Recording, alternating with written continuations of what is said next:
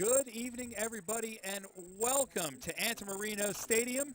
I'm Rick DeRubis alongside Kyle Templin, and we are in the shadow of the site of Night of the Living Dead. And if you can see it in the background, or maybe you're joining us here in the stadium, there is a perfect Halloween orange hue over the Monroeville Mall where that movie is filmed. We are excited tonight to perhaps see another movie-type atmosphere of our own, maybe the greatest show on turf.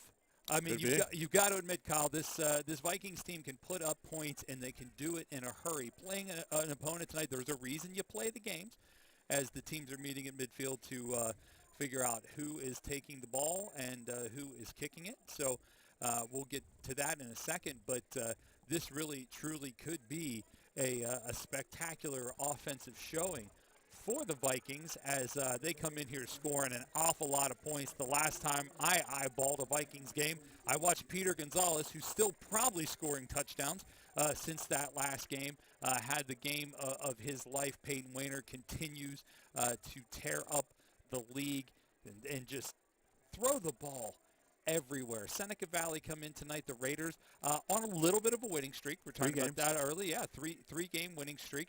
I don't know that they're necessarily the caliber of defense that can stop this greatest show on Viking turf, but we'll find out tonight.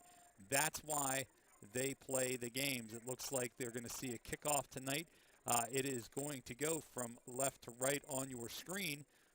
Seneca Valley will be kicking off to the Vikings. Back there to receive, we've got Elijah Faulkner and number 2, Xavier Thomas. Also, congratulations. We'll mention them throughout the course of the evening. Tonight is senior night, although back-to-back games here at Gateway High School. Tonight is a home game. Next week is an away game. Yes. Could you imagine, and I'm just going to say it out loud, and only say it once, what if the Vikings had a true home? Yeah. It's got to be difficult to know that, 8 of your games are away from Oakland, whether that's, here or West Mifflin. It's pretty wild. And we have the kickoff.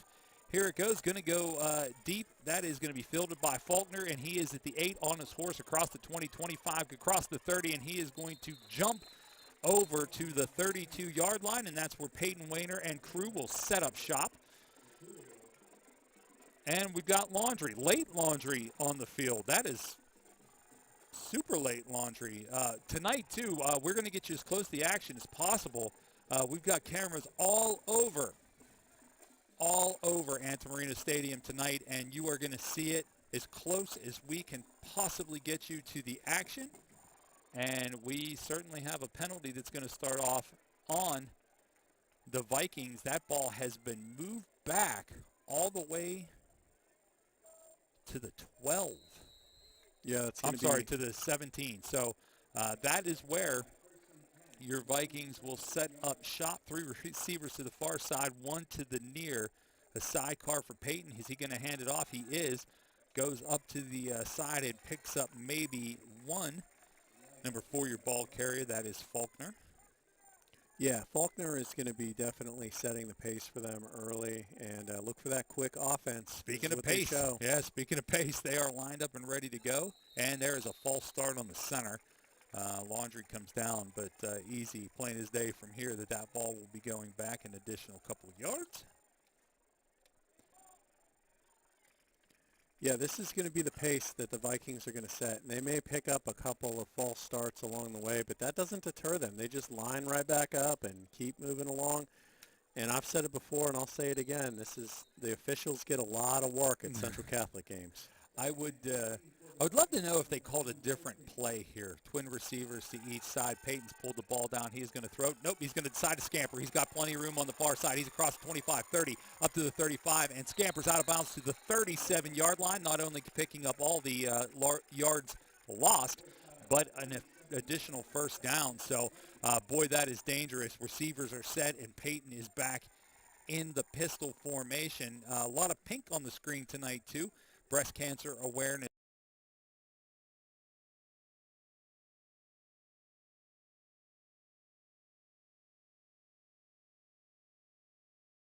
Sidecar, man in motion coming to the near side. That's the tight end. Is he going to hand it up the middle? No, he is going to throw it, and it is right on seam to number 7, Peter Gonzalez, the senior, 6'3", 200 pounds.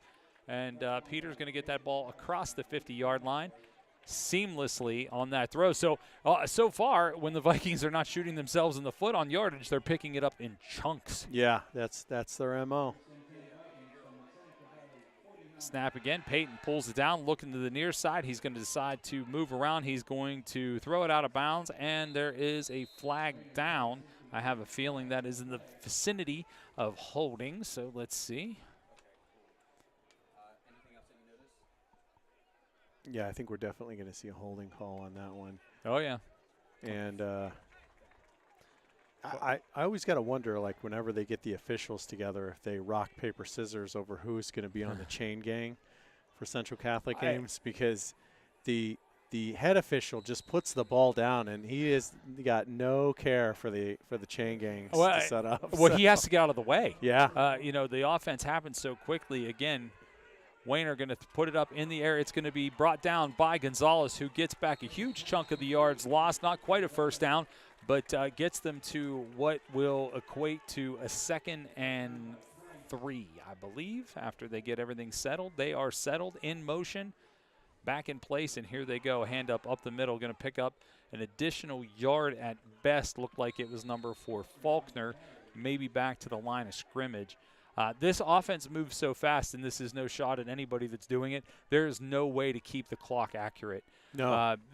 It now says 1st and 20, and it's clearly 3rd down. So, and that's not their fault. It just happens faster than you can legitimately keep up with it and push the buttons. Receivers to each side and a run up the middle. That is Faulkner. He is going to challenge that 1st yard line to gain. I do not think he got there. No, it looks like the official that's marking the spot there is going to mark him about a yard It's short. 4th down, no question what they're going to do. Lined up already. Peyton's going to hand off that ball, and they get stopped. Seneca Valley, the Raiders come up big on that 4th and 1. And that's exactly what you need if you're Seneca Valley. If you're the Raiders, you need that early on to be able to stop this Vikings team early and get confidence on your side early, because that's huge for this offense to be able to take them off their game. You know, Central Catholic came into this game with 1 loss, and in that 1 loss, that's exactly what happened to them early. It took them off their game. Now Seneca Valley has to control possession of the clock if they want any chance of beating this Vikings team. Quick note, too, Kyle, Roman Kane, number 64, the junior guard, came off a little limpy after that last 4th down play. We'll keep that in mind. Yeah. Here comes Seneca Valley, though. They're going to hand off on the near side, and they are going to gain positive yardage on 1st down. In fact, 6 of those yards come off the wheels of number 21, Kai West. He is the 5'10 senior running back, 175 pounds, so he's not he is not a small kid. Actually had a little bit of bowling ball action there. I mean, he was perfectly happy to take on the initial contact, and that is, don't look at the scoreboard. It's not going to help. It's actually 2nd down, and we'll call it 5.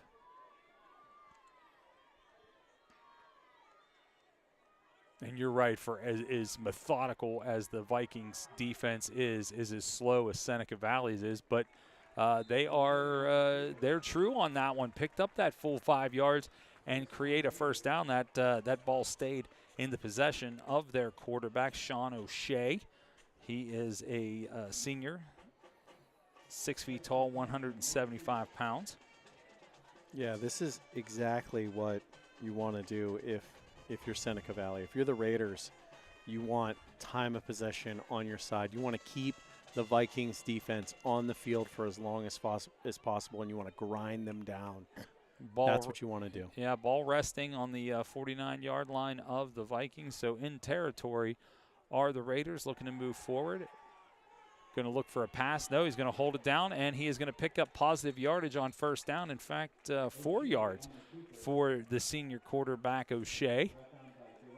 And if you were on your way here from Seneca Valley and you thought to yourself, how could I draw up a more perfect situation? It's Central shooting themselves in the foot a few times on some penalties in that first drive, then stopping them on a 4th and 1 when they set up real quick, and now you 3 plays, 2 first downs for Seneca Valley, bringing that 3-game win streak into the stadium tonight, and you can see why they've got some momentum building. They're doing things right, playing mistake-free, and that is going to be an option hit near side and sniffed out by the Vikes. Going to drive them out, the running back, at the 45-yard line. No gain, 3rd down. 8:24 is what is on the clock. I'm going to assume it's accurate. And the clock stopped because of the out-of-bounds play. Yeah, this is, again, like, you know, the out-of-bounds play is not necessarily what you want. Like, you want the clock to keep rolling. Yeah, because, again, you want to keep the ball away from the Vikings offense as much as possible. Yeah, the Vikes rode them out of bounds. 2 men in motion. Now they are set. And we got a handoff up the middle, more of a Great toss. Job on yeah, the defense. Great job. Yeah, they tried to spread the Vikings defense out on that one, unable to do that. And that is going to bring up 4th down. You're in an interesting part of the field here if you're Seneca. I know nothing about their kicking game, but way too far to even attempt a field goal. And think about it, if you punt the ball into the end zone, you're only going to net 26 yards. I think is probably a good spot in the field to go for it, especially when you know you have to take some chances to try to win this game and dethrone this opponent. So yeah. I like the call early here yeah. on a 4th and 4. Snap taken, looks to throw. O'Shea going to hold it down, and he is going to pick him up with his feet and then some. Drive that ball all the way down to the 30-yard line. So Sean O'Shea is making it happen. He is obviously the heart and soul of what's going on here with the Raiders offense, and making that decision. I do believe that was a design throw. He saw a lane and he decided to take it. Nice job by the big boys up front opening up that hole, and the clock runs again at 7:30. So, yeah, this is exactly how you would draw it up if you're Seneca Valley. And if you give up points here, if you're the Vikings, it could do one of two things. It could be demoralizing here in the first quarter and just sort of, or it could actually wake you up a little bit and go, oh, boy. And then you don't know what Seneca is going to see. O'Shea going to throw. He pulls the ball down. Nice throw and catch in the end zone for a Raiders touchdown. That was number 1, Amari Henson, the senior wide receiver. And that is everything you could possibly have wanted if you are watching this for the sake of Seneca Valley. Wow. Yeah, so again, when Central Catholic came into this game with 1 loss on their record, and that was to Pine Richland. And Pine Richland wasn't a team that was a juggernaut, you know, in the conference or anything like that. What they did was they came in with the game plan, and the game plan was simple. Keep the ball away from Central Catholic's offense. Seneca Valley clearly came in with the same game plan. They saw that. Kick is up. It is good for the extra point. In fact, he kicked it right out of the stadium. 7-0 advantage. We have spots. We're going to go ahead and take a quick break, and we will be back with more of the first quarter. At Central Catholic, being connected takes on a deeper meaning. Since 1927, these hallowed hallways have been responsible for connecting young men and forging everlasting values. At Central Catholic, being connected means being part of a brotherhood. Men who may come from different backgrounds and have different interests, but men who share a fundamental connection, the Central Catholic connection.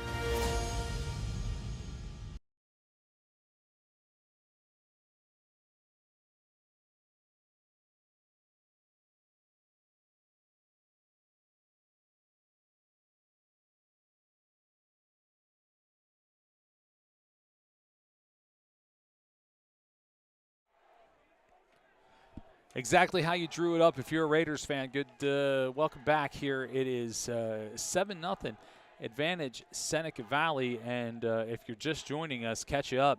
The Vikes were moving. They kept shooting themselves in the foot with penalties, moving forward a little bit. They got to a 4th and 1.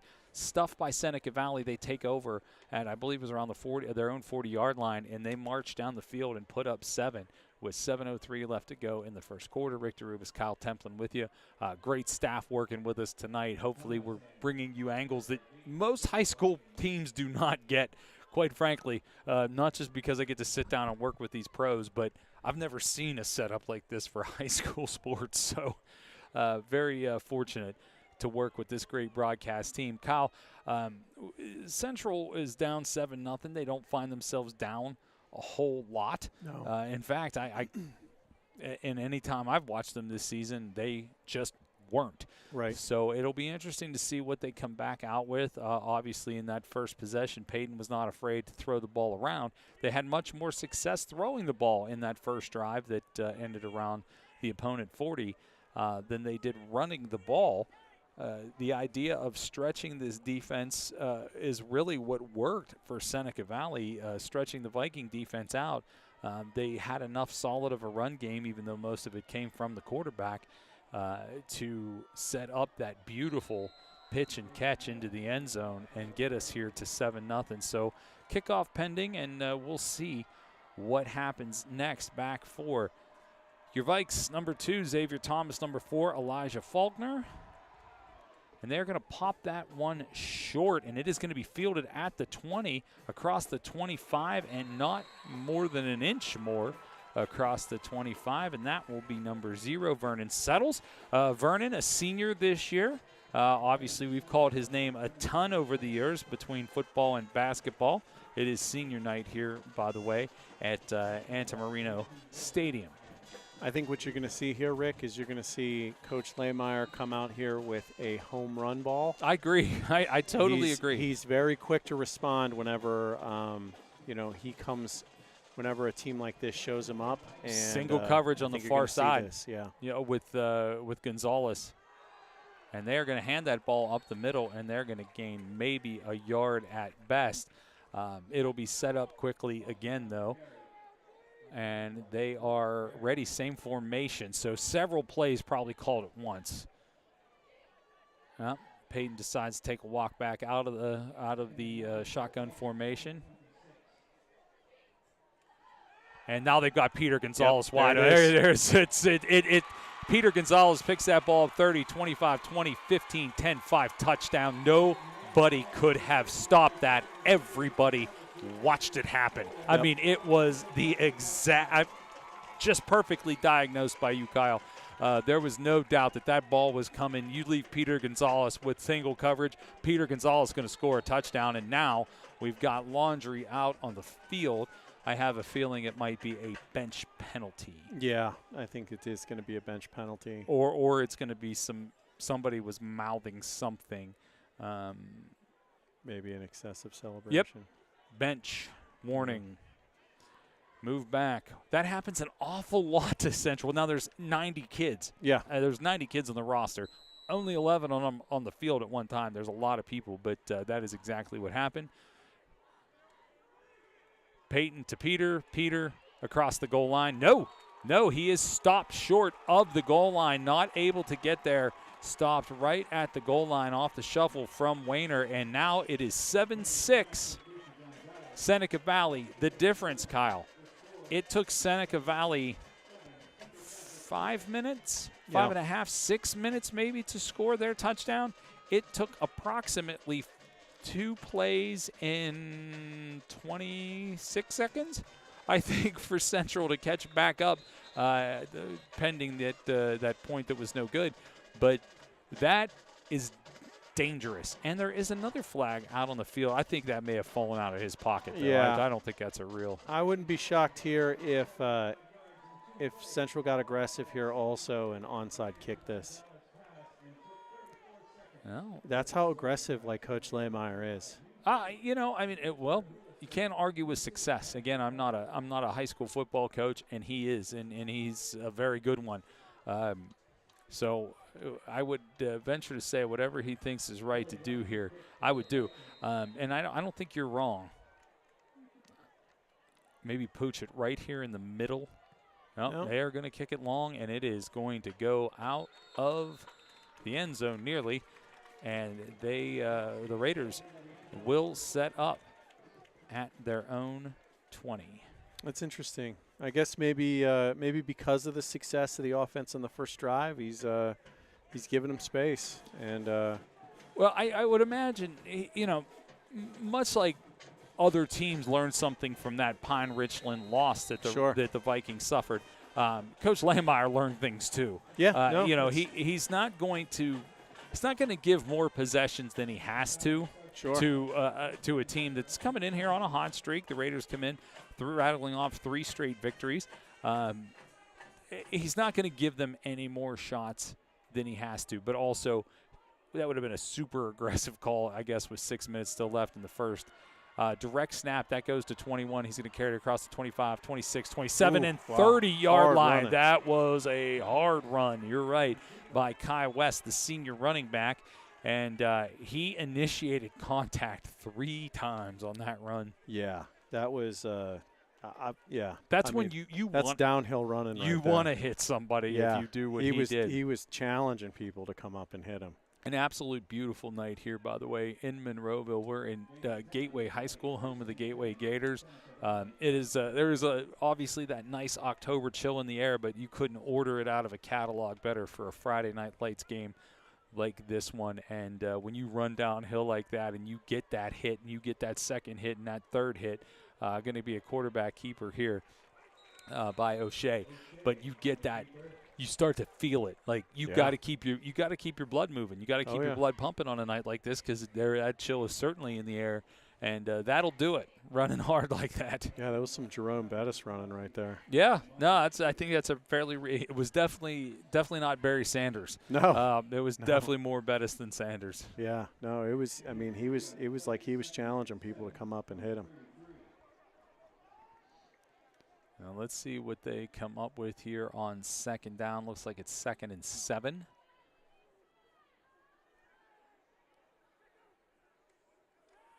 Got flags, might be a free play. Going to launch it down to 13, unable to catch up to the long throw, but I'm not 100% sure if it would have mattered. It's a false start on the offense, I believe. Yeah, it's going to be false start. So are they going to choose to move him back? I was going to say, are they going to take the?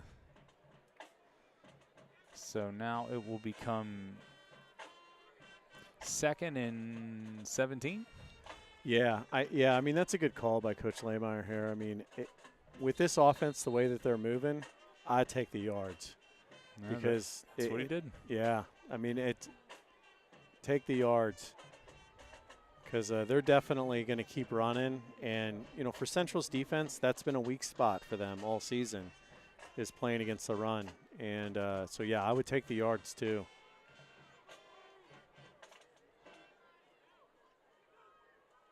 Here comes the snap. Ooh, nice grab and pickup by 21. Again, stays on his feet after initial contact and another tackler, and picks up all full yards needed for a Raider first down. Yeah. Oh, you know what? Where are they spotting this ball? The far side official is right in front of the stick. The stick looks to be right behind his heel. And they're waving off the flag that was in the backfield. So they're saying first down. Okay, I was going to say, it looked like where his feet were lined up with that, with the chains. So they are going to give him a first down. And what a nice comeback there by Seneca Valley, going back to 2nd and 17 and then pulling forward on that opportunity. So 1st and 10 right at the 40-yard line. Pick up the first down at midfield, and they are moving, are the Raiders. Kai West and Sean O'Shea seem to be the reason. O'Shea bounce to the 9, pick up the tune of 9 yards, gets out to the 49-yard line. These guys are hard to take down. Well, it's not just that they're hard to take down. It's also Central Catholic's defense they're just not wrapping guys up, and I hate to say that, but they've struggled with that.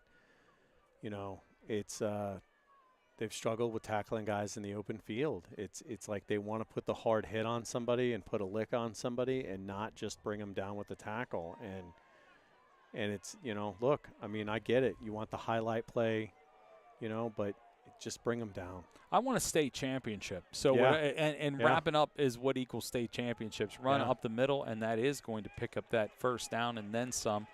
I want to say a gain of 4 into Viking territory. Ball down to the 46-yard line. Mentioned earlier, you'll see a lot of pink on your screen. It is Breast Cancer Awareness Month.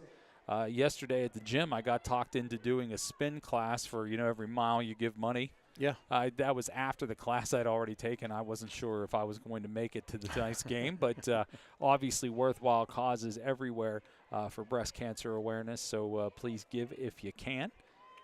The Susan G. Komen Foundation does a lot of wonderful things.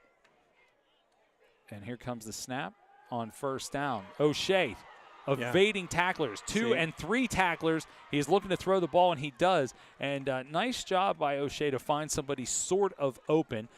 Cannot deliver the ball to Luke Challingsworth, but also finds an opening to where he could unload that ball and safely not get called for anything and not lose the yard. So it'll come back to 2nd and 10.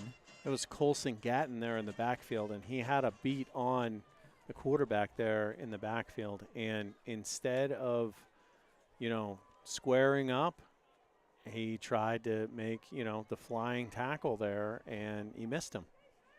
Again, you know, it's fundamental tackling.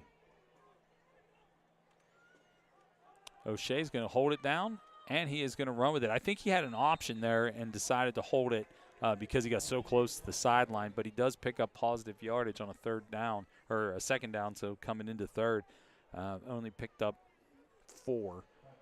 So, again, I think you're in that part of the field where this is 2-down territory. You're probably not going to punt it if you don't get it and you have a 4th down. You certainly can't kick a field goal from here unless you somehow have the best kicker in the league. So no, and all you're trying to do right now, again, is keep this defense on the field for as long as possible. Yeah, well, I mean, you know, quite frankly, if the game ended right now with 1:46 in the first period, Seneca wins. So keeping the ball away from Central, another play, absolutely would help. But here, let's see what they do. They're going to pitch. I think he's looking to throw it. No, he's looking for a gap, and he's not going to be able to find it. He did everything he could, strung out the defense all the way to the near side, was Kai West, but unable to get positive yardage. Now, so you're at 4th in the same distance. Maybe they are going to punt it. Yep, they are. They're coming on for the punt. Yeah, they're sending Xavier Thomas back. Dare you a fake punt here? Could be. It is early in the game. You're in that part of the field where, I mean, if it's unsuccessful, you really might not be giving up that many yards. We already have a play movement here. Yeah. So I don't know if they're coming in for tighter protection or not. They're only sending 2 gunners, so let's see here. And he is going to kick it, and it is masterfully done. Ball's going to bounce at the 14, and it is going to take a Seneca roll past the 10 and down to the 8-yard line. So the Raiders doing everything right as we have 41 seconds left to go here in the first quarter. And, yeah, you're coming here on the bus, and you sketched this one out. It worked to a T. But with 41 and a half seconds left to go, Central's likely to score a touchdown. That's in an 41 and a half eternity of seconds. time for this offense. Yeah, it really is. It really is. So they're going to start out. They've got Gonzalez in single coverage to the far side. Actually, they have 2 receivers to the far side. I was going to say they're hustling somebody over there. You got Faulkner in motion back into that running back slot, and he is going to get that ball handed up the gut and nothing doing. Clock continues to roll. Just about 30 seconds left to go here. You've got twin receivers to either side, single coverage across the board. Wayner going to pull it down, and he is going to look, and he is going to find a wide open Vernon Settles.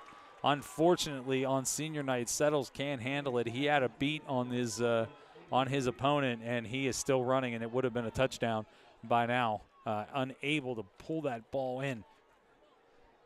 So back to the drawing board. Clock stopped 18.7. Now here's where you're interesting. Now you're third down. You didn't even you ran 25 seconds off and you're in third down. So certainly in need of a first down right now to move into the second quarter. Are your Vikes? Peyton pulls it down, pocket created, settles, able to hold on to it this time and get them out to the 29-yard line. Clock stops temporarily to set the ball, and that will roll. And we've got a player down on the Vikes offensive line. I can't get a number. We'll go ahead and take a quick timeout. We'll come back and wrap up this quarter in just a few moments. There's a bond among Central people that extends far beyond the 4 years that you spend at this wonderful institution. Should I start with a necktie? That necktie sends a message to a young person who may be immature that there's something beyond you, and this necktie is a symbol of the fact that you had better embrace that something that's bigger than you. You can't replace that. You can't quantify it. You can't draw a picture of it.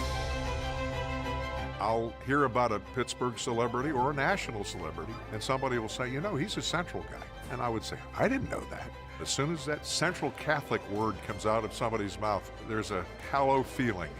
Unless you're a Central person, you have trouble explaining what that bond is. You really do. You can say it with pride. I'm a Central guy. Still am.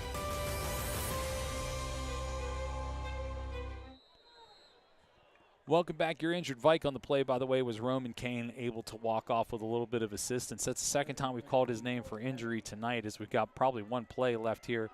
Peyton's going to throw from the end zone. Actually, he just evades getting tackled in the end zone, looking for a first down, can't find it on the sideline, and that is going to create a punting scenario as we end the first quarter. There was a penalty, by the way. I know we left abruptly because of the injury, but there was a penalty that first down play to Settles was actually wiped away, and that was your third down play that you just saw. Now we are at the end of the first quarter. Your score is 7-6. We'll be back after this.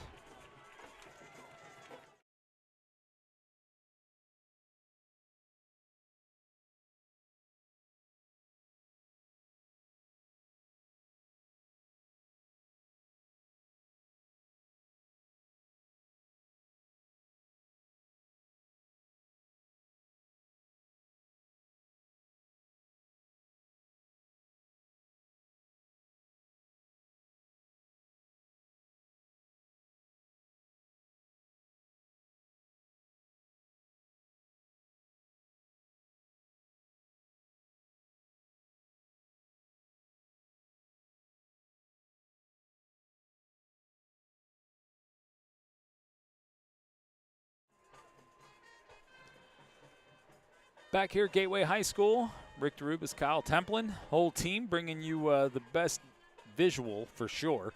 I don't know about audio, but visual that you'll get at any high school football game. We got a punt pending from the back of the end zone for the Vikes, and they do get that punt away. It's not great. It's going to bounce at the 34, take a Vikes roll, but not quite get to the 45-yard line, and that's where the Raiders will set up shop once again. Kyle, shocked by the first quarter.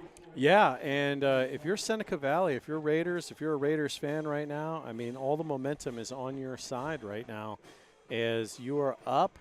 And while it might only be by 1 point, you have all the momentum right now. I mean, you just stopped this high-powered Vikings offense now twice, and you have really got the defense on their heels. I mean, you've kept this defense on the field for quite a while. And, again, that is the formula to success if you want to keep this, if you want to keep your Raiders team in the ball game. Well, they have done that and then some so far, and here comes the handoff.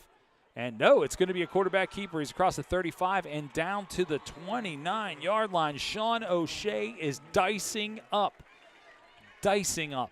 this defense of the Vikings so far in the first quarter and one play into the second quarter.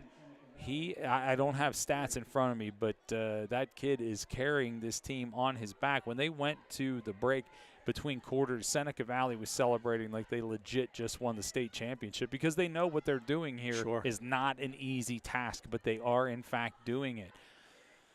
O'Shea waiting for the call. He's got a sidecar. And wide receivers, 2 to the far side, 1 to the near side, and he is actually going to hand that ball off. And that, ooh. Good call there by the officials to stop that play. He was stopped before that player got hurt.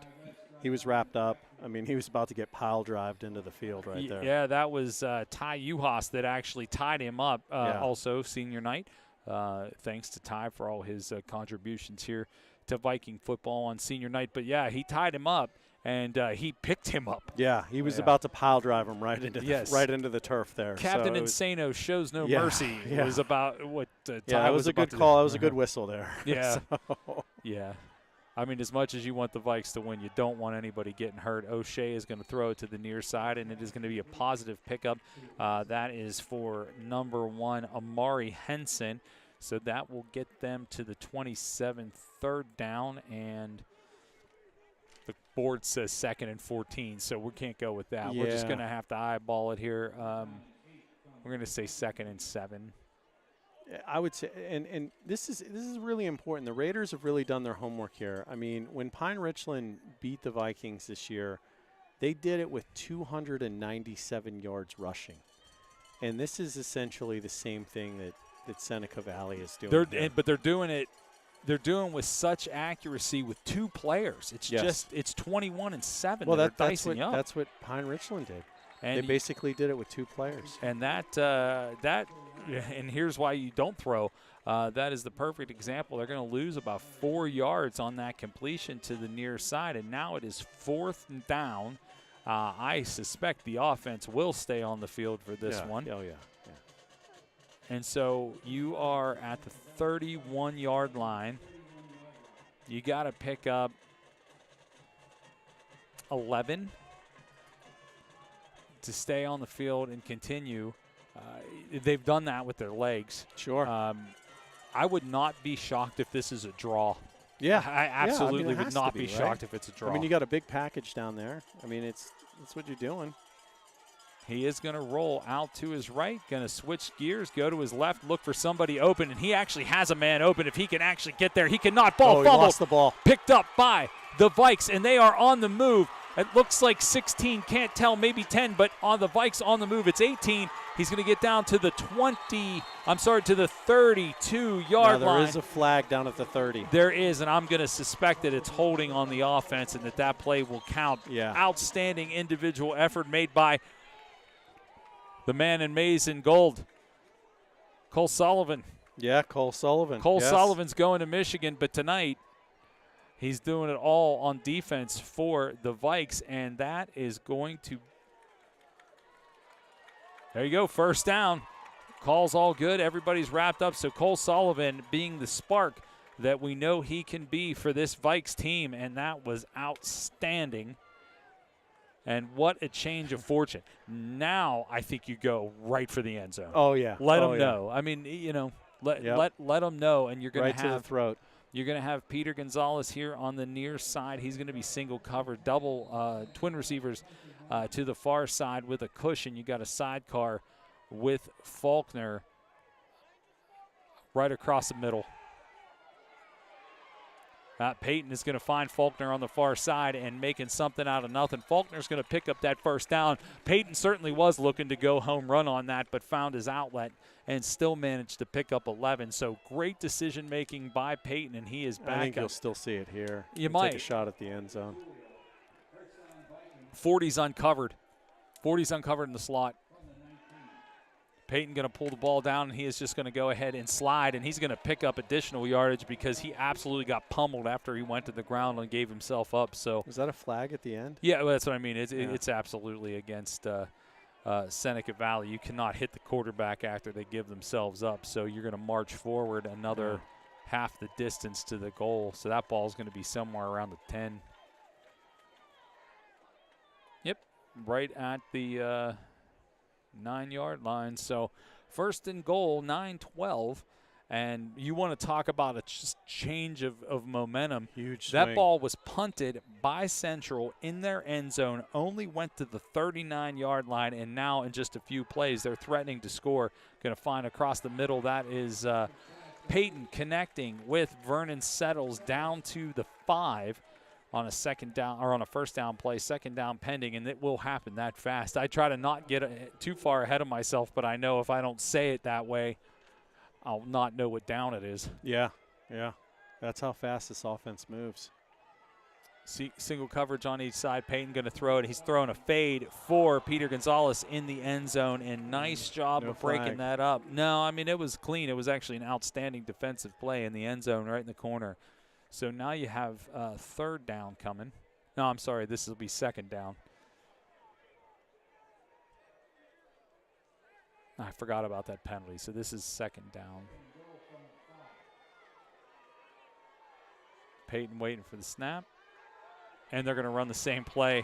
Oh, wide unopposed, open. wide open. Vernon Settles, and no one covered him. Vernon Settles could not have realized how open he was. I mean, he just simply walked in the end zone and waited for Peyton to get there. And now the advantage, Central Catholic 12, Seneca Valley 7 with the 2-point conversion pending here. Yeah, so 3 huge mistakes there by the Raiders. First the fumble, then the penalty, and then leaving Vernon Settles wide open in the end zone. Yes, they've obviously not seen Vernon play basketball. He's pretty good at that too. Yeah. And we got a timeout on the Central side. First timeout of the half. 8:49. Let's go ahead, take a break, and we'll come right back.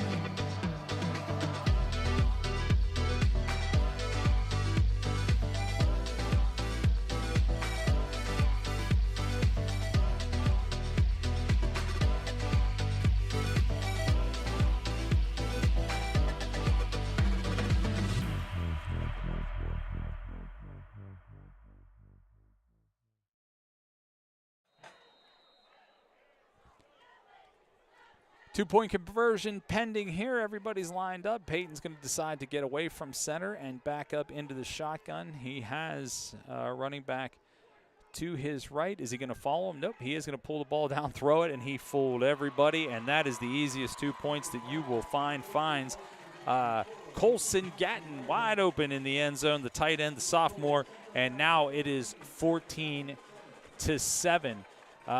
Kyle, what I was going to say, but we came back right when the play started.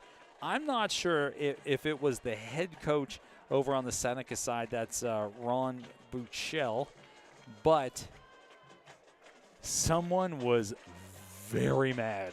I pulled my headphones down just because I could not hear one thing that he said, but, I mean, he was jumping up and down mad.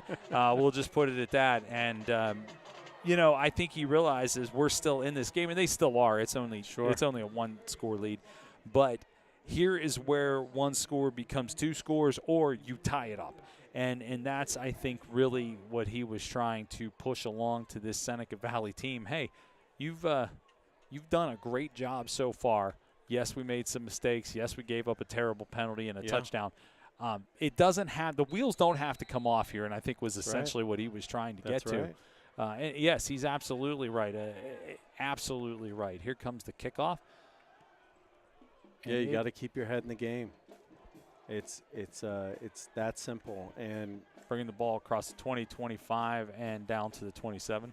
Yeah, I mean it's that simple. And it is when you make a mistake like that and you leave a guy wide open, and a team like this that can strike that fast, it can take that momentum away. It can take it away really fast, and it steals it just as fast as you were riding high. They can steal it away that fast, and that's what the Vikings do. But but you're the Raiders, and you got to fight back, and you got to be able to get back out there, and you got to be able to grind away again. Yeah, that's your team. You're the grinding team. They're the team that's like lightning fast, but you're the grinding team. You got to get back out there and grind. That's what you got to do. Well, let's see what they do here. O'Shea calls for the ball, and he is just going to take it on a keep and go absolutely nowhere. And yet again, more flags on the far side. I don't know, and it looks like it's going to be against Seneca. That's a hold. Yeah, it's going to be a hold. Look at these camera angles. My goodness. I feel like I'm in the huddle. Yeah. I love it.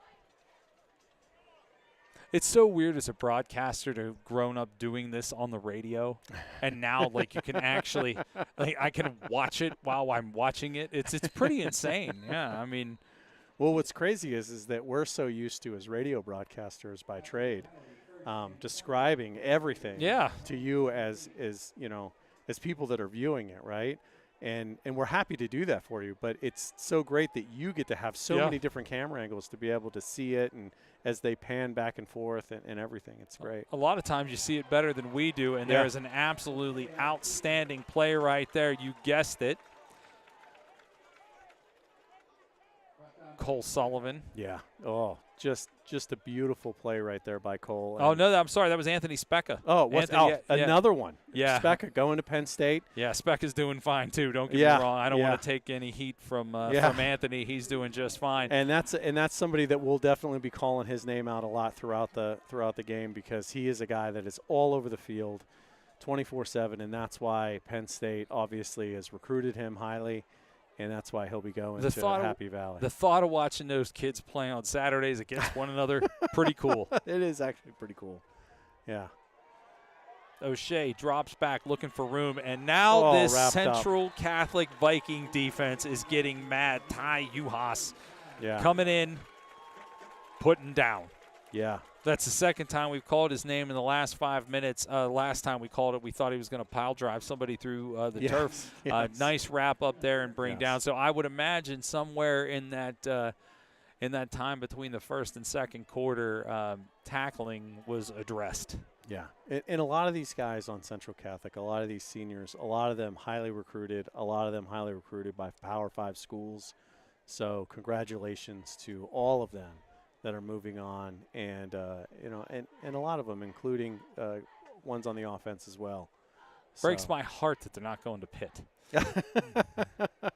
Here's the O'Shea going to throw it up, and it is, oh, man. Well, you know what?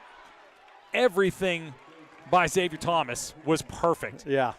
Unfortunately for Thomas, Amari Henson did a great job because he's also a DB. Yeah. That ball was anybody's ball. Yeah. And it was actually Henson who played defense on Thomas, not the other way around.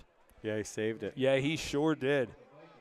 But we've got the pending punt now, going to be punting from the edge of his own goal line back to number 2, stands at the 50. It's it's Thomas again, and now we've got another flag, and I think the time may have run out. I think it's going to be a delay game. Yep. Here in Monroeville, PA. Fabulous Route 22 right there in the background, and just as you would imagine, yes, every traffic light is red. Everyone I can see, red. And the Squirrel Hill Tunnel is definitely backed up. Absolutely. Punt out of the end zone, and it's not great. Going to roll and take a Seneca roll, and it will come to rest at the 47-yard line. I mean, A for effort there. Number 3, Adam Gem started to wave at the ball, hoping it would roll a little further. I mean, if whatever you can do. If you haven't done that with your golf ball, you haven't lived. We've been there. Yeah. We've been there. Yeah. Oh, I can get to the green in 2. I just can't get off the green in less than 5. We've been there. So taking over in the defensive territory for Seneca Valley are your Vikes. And they are looking for more. got a fullback, a running back. Peyton's back there in the shotgun, man in motion coming across, and he is going to not hand it off. He's going to throw the ball downfield. Peter Gonzalez, and beautifully defended by number 8, Luke Channingsworth. Peter was open. Yeah, well, what happened there was that they were smart on that one, and they researched that home run ball, and what they did was they slid the safety up in order to provide extra coverage there to cut that off, and they played that perfectly. Otherwise, that definitely would have been a touchdown in the end zone. Oh, yeah, that would have been 7 for 7. Back in the shotgun. Peyton going to look to very nearly the same play design, although he is going to hand it off this time. Looks like it went to Faulkner up to the 45-yard line. So now it's 3rd down and 8. And we'll see it eventually. We'll see Faulkner break loose here eventually, and he'll get himself a home run as Nobody's using the middle of the field, which I find to be very odd. It'll happen. Here's a reverse again, back to Peyton, and picked off. Oh. Cole Sullivan was open, and the closing speed of 21, Kai West, who somebody better buy that kid an extra milk at lunch on Monday because he is doing a ton out there on the field for the Raiders. He is able to come across. Cole was waiting for the ball, and I guess it was just a little underthrown and gave a little too much time, and that kid West comes across the field, and he makes a huge play to keep his team, the Raiders, in this one. 5:44 left to go, second quarter. And here is where maybe that intense speech that they got during that break that we took maybe has paid off, and looking for more are the Raiders to get this thing tied up. Handoff up the middle, West again, and he is going to pick up that first down and then a few more, and he is legit gaining yards with everybody on the field. I was going to say, sooner or later they got to blow the whistle here, otherwise things are going to start to get chippy. Well, it was it almost looked more like a merry-go. It looked more like a rugby scrum, actually, in that tackle. Well, that's when things start to get dangerous. So.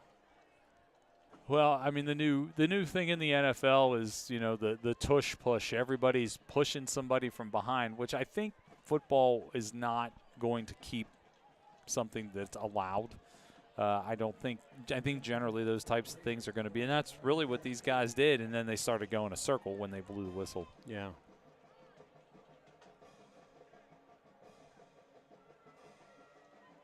I was going to say, there's zeros on that clock, so I don't know if they never reset the clock or not. They're going to run it up the middle and pick up a few more yards. Power running. That looks like 21 again, West. And they are in no hurry to give this ball back to Central Catholic with 4:40. No, and they shouldn't be. No, I mean that's the thing. What they're thinking is take all this time off the clock and go into halftime tied. And if you think you go into the halftime tied is not a great thing for Seneca Valley, you would be mistaken. They would be thrilled. Well, not only that, you go in tied and you go in with the ball back at half. That's correct.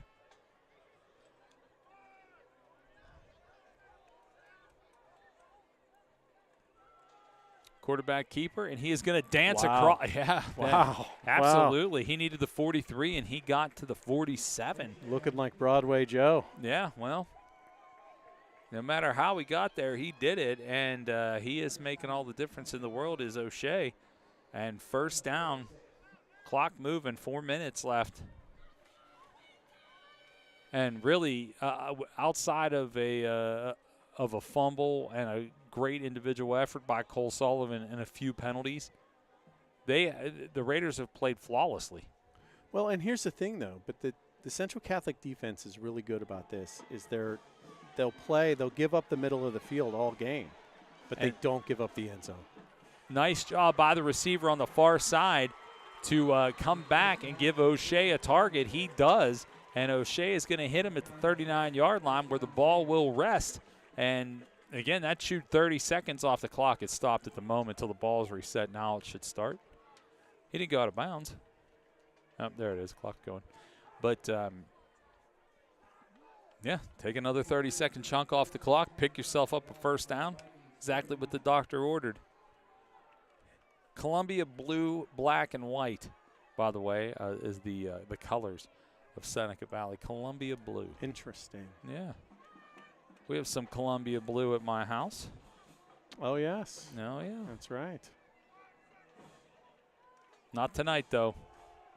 West going to keep that ball, and he's going to go up the far side, and he is Ooh. on the horse. I'll My tell you what, goodness. if it wouldn't have been for that tackle, I think he would have been all the way home.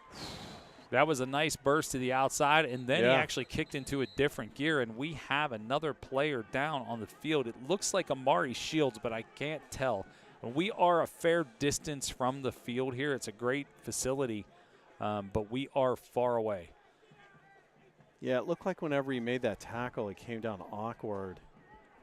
Yeah, let's give them some privacy. Let's go ahead and take a break, and we will come back and hopefully have some answers on who that player is and what his needs are coming up just in a few minutes.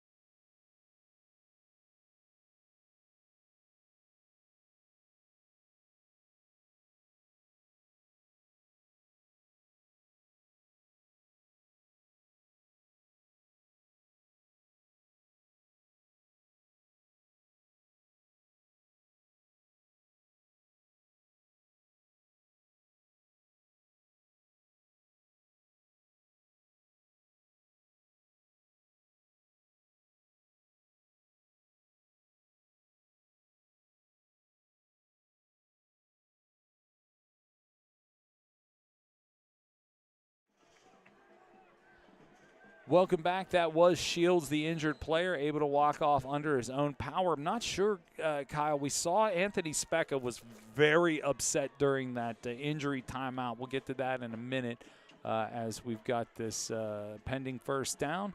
O'Shea gets it. He's going to hand it off to West. West is going to go to the far side, and he is going to be brought down by Uhas. I didn't see anything. Yeah, I didn't see anything either, but Anthony Specca was very upset, and a coach had to separate him away from the officials. It looked like he was complaining to the officials about something, and a coach had to step in and push him away from the officials. So I don't know what he was complaining about. I mean, look, you know,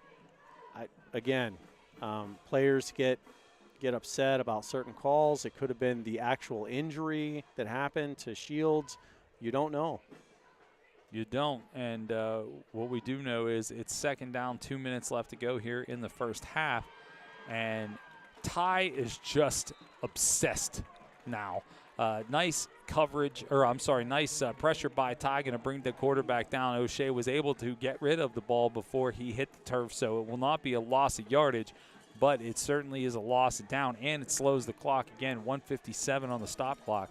So Ty Uhas really bringing the heat here and getting in O'Shea's kitchen and tackling very well in the first half. Yeah, zeroed in and went low.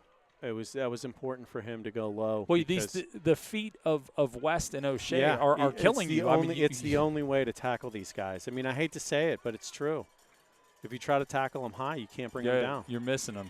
O'Shea's going to step forward, and he's going to keep that ball, pretends like he's going to throw it, and he is tackled again on the far side. Number 12 coming up with the stop there. I believe that was Larry Moon. Yeah, and again, low. It's important. Kind of threw me off because I actually know an old guitar player named Larry Moon, and he is definitely not playing corner for the Vikes. It was like, wait a minute, Larry Moon. But that was 12, I believe. Yeah. Getting some time as a freshman.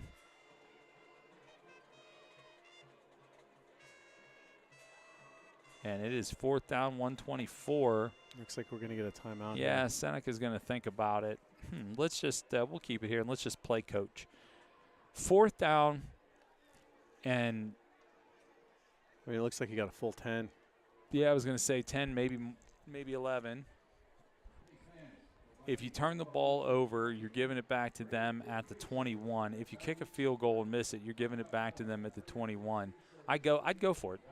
I think unless you have a strong enough kicker that can put that 7 up there or put that 3 up there and turn that 7 to a 10, and that should be a makeable field goal if you have the guy that can do it. I mean, what is that? That's a 37 then? Yeah, I mean, it's a makeable field goal. I think they're going to kick it, it looks like. Yeah, it looks like they got the kicker out there. But I wouldn't put it past the Raiders to fake this. Well, I mean, who's the holder? Is it the quarterback? I think it's 7, but he's already down on his knee. I think it is the quarterback. Yeah, I wouldn't trust that then. Let's see here.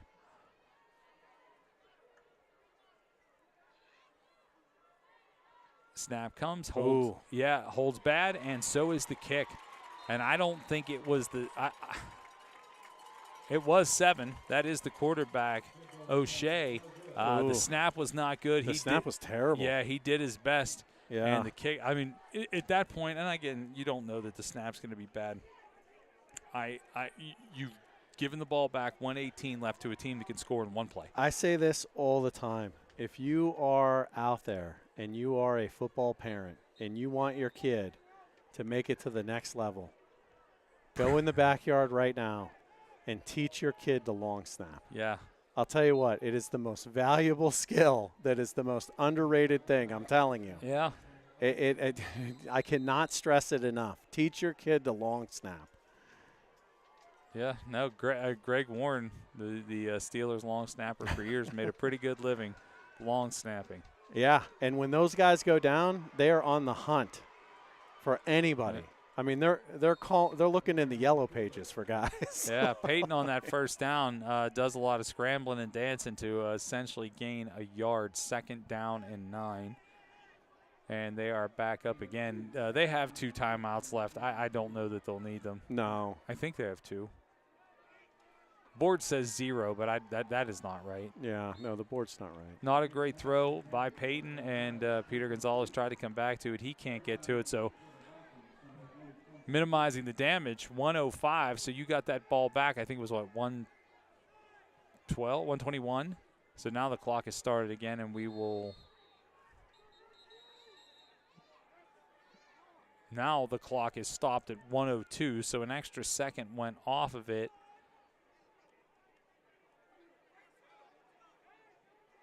And there's an interesting discussion. I don't know what's going on Okay, here. so the official on the near side, who you can see in your screen, I believe, is saying 105 to the booth. That's what happened. The clock should not have started. So he's asking him to reset the clock. He's asking him to reset the clock to 105, and he does. Oh, now everything's right. It's 3rd and 8 with 105. All right. There we go. There you go. Now the end zone clocks are showing 0, so the play clocks are not necessarily functioning. They're on, but that won't help. Here comes the snap. Peyton looking to go to Peter. He finds Peter, and there's a flag. There's some pushing, and Peter gets to the 25. Yeah. I don't think any of that's going to matter. No. And the official looks like they're picking up the flag. But there's still another one down on the field. I'm not sure what to make of that. Now the whistle's blowing, which means the clock should start. There it does. Now the clock is. And now Seneca Valley has taken a timeout. There's a lot going on here. Give me 30 seconds to try to reboot myself. We'll be right back.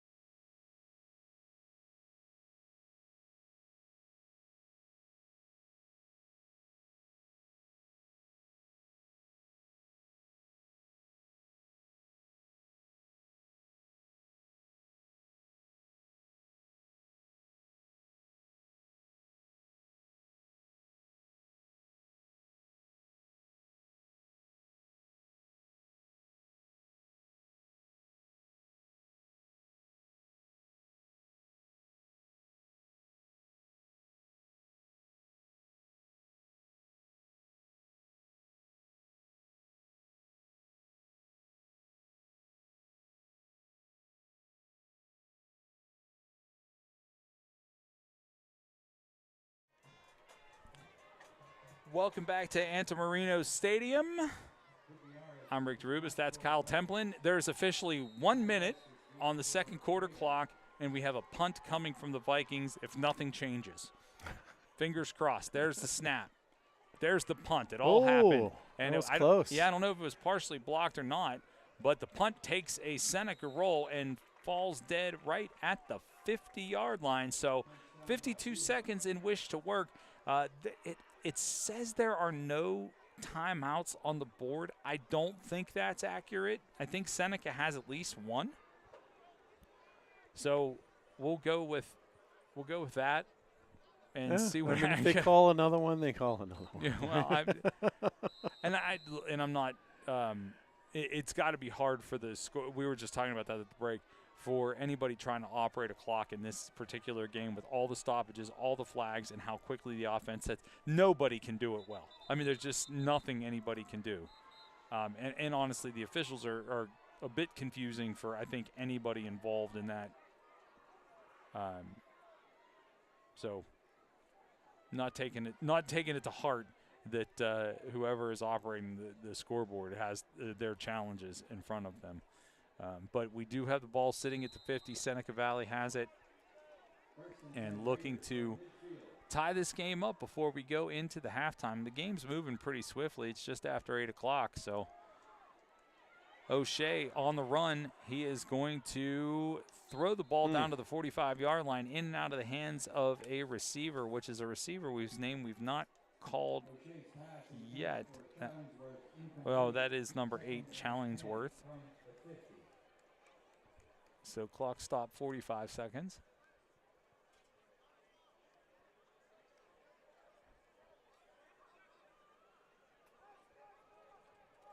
And the fog, it looks like it's misting too, Kyle. I don't know if you can see in the lights, but I think the play surface is probably getting a little slick. Run up the middle, going to get down to the 46-yard line. Yeah, I think it's raining.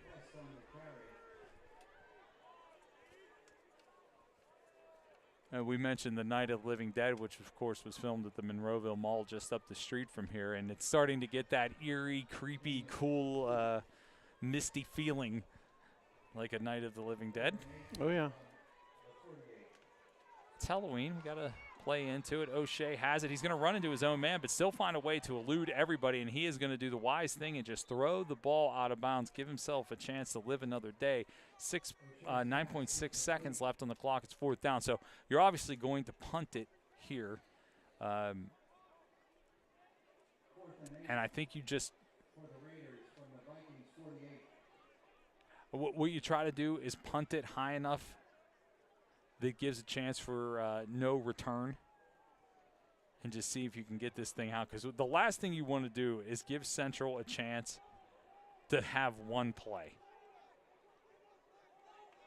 because that team can go out and score with 2 seconds left. I mean, if you can, I mean, you try to punt it and you try to coffin it as far as you can over, away from. But, I don't know how skilled your punter is.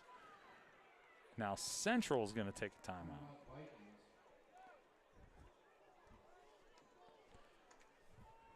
This is an interesting game so far.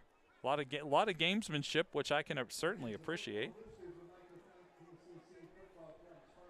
Yeah, I mean, again, the Raiders have so far, I mean, despite being down a score, I mean, they've played the game that they want to play. I mean, this, by all accounts, in every other game this season, aside, from one, Central Catholic would be up 35-0 at this point, So the Raiders are still in the game right now. This is where they want to be, And again, like we said, even though they're not tied or winning right now, they're 1 score down, and they get the ball back at the half. So they're still in control of this game, Yeah, no, I think so too. I think the Raiders have got to be very happy with their position pending this last punt here and getting it out of the way. The key here is like you said, keeping the ball away from Central Catholic, because Central Catholic is still dangerous. And this is exactly, they couldn't have ordered it any better, and they're going to let that clock run out The punt rests at the 14-yard line, and that is the that end does it. of the half. I mean, that's exactly what you could have hoped. And, Yep. and look how excited the Raiders are. Yeah. I mean, they know that what they're doing here is pretty legit as far as staying in this game. It is, and again, you know, they're not winning, but they're in the game. Central Catholic is going to go to the locker room right now, up by 1 score, but they have some soul searching here because they got to come back out.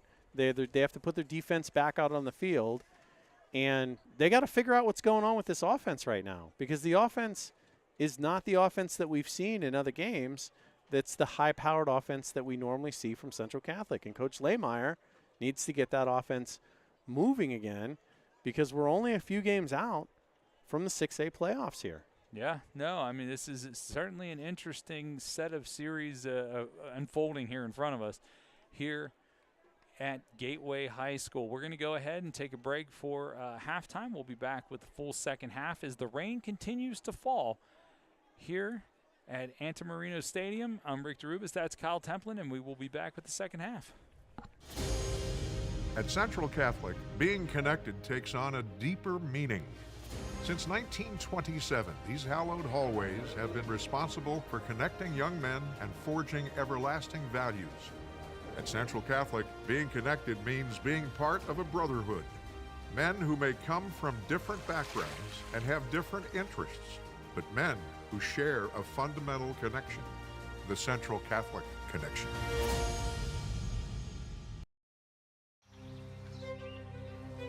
There's a bond among Central people that extends far beyond the 4 years that you spend at this wonderful institution. Should I start with a necktie? That necktie sends a message to a young person who may be immature that there's something beyond you, and this necktie is a symbol of the fact that you had better embrace that something that's bigger than you. You can't replace that. You can't quantify it. You can't draw a picture of it. I'll hear about a Pittsburgh celebrity or a national celebrity, and somebody will say, you know, he's a Central guy. And I would say, I didn't know that. As soon as that Central Catholic word comes out of somebody's mouth, there's a hollow feeling. Unless you're a Central person, you have trouble explaining what that bond is. You really do. You can say it with pride. I'm a Central guy. Still am.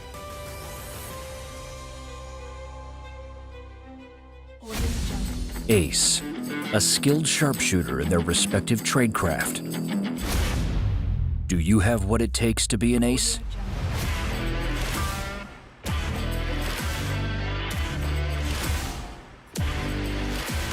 Located in Homestead, Pennsylvania at the Bank on 8th, Ace Axe Throwing is the place where you and your friends can throw axes, drink, have fun, and compete to become an ace. Open Monday through Sunday. Book your tickets online today at www.aceaxethrowing.com. Discover who the ace really is.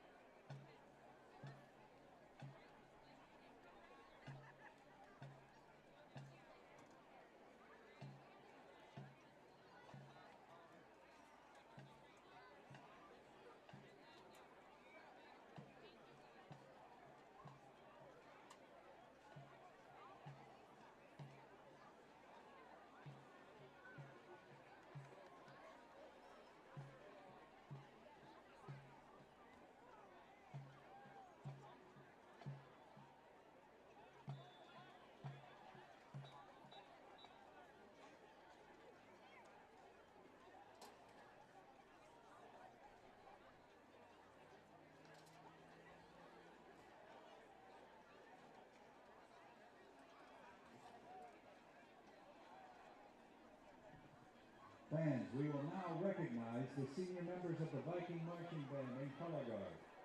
Over the past 4 years, these 12 young men and women have carried on the traditions and teachings of Central Catholic and Oakland Catholic through their work in the classroom, in the marching band, and in their campus and community involvement.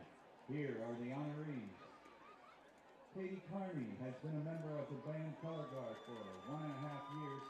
She is being escorted by her parents, Richard and Barbara. Outside of band, Katie is the OC Ultimate Frisbee captain, is in the Model UN, attends St. Rosalia Parish, and is a proud Target employee.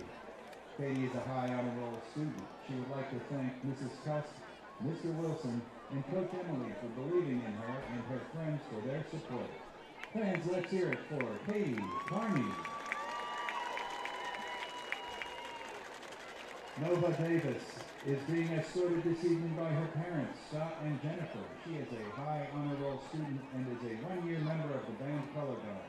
Nova is also a member of St. Matthew Parish, a student ambassador, Fiat leader, mass participant, and volunteer at her dance studio and church. Nova plans to study interior design and would like to thank Emily, Mr. Wilson, Mrs. Tuss, her parents, friends, and dance teacher Devin. Ladies and gentlemen, Nova Davis. Jack Kazmarski is being escorted onto the field by his parents Joe and Melissa. He is a 4-year member of the clarinet section and is a section leader. He also participates in cross country, Baginski Scholars, National Honor Society, Viking Ambassadors, and attends St. Joseph the Worker Parish. He is a high honor roll student and intends to study computer science after high school. Jack would like to thank his parents and family for all their support and Mr. Wilson for his great leadership. Viking fans, Jack Kazmarski. Drum major Finn Canary is being escorted onto the field by his parents Greg and Julie Evans. Finn has been in the band for 4 years as a baritone player and 2 years as drum major, while also participating in Masked Stage Crew and National Honor Society. He attends St. Jude Parish and outside of school is a camp counselor. Finn is a high honor roll student and plans to study nursing. He would like to thank everyone who has helped make him a better person. Let's hear it for Finn Canary.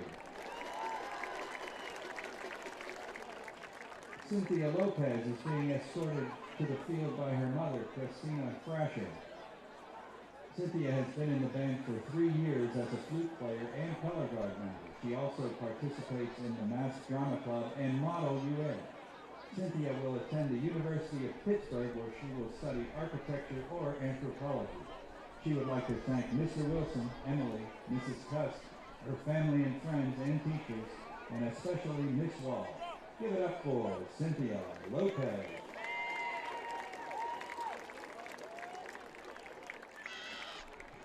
Sophia Lopresti is being escorted onto the field by her parents, Lindsay and Edmund, grandmother Janice, and sisters Clara and Amelia.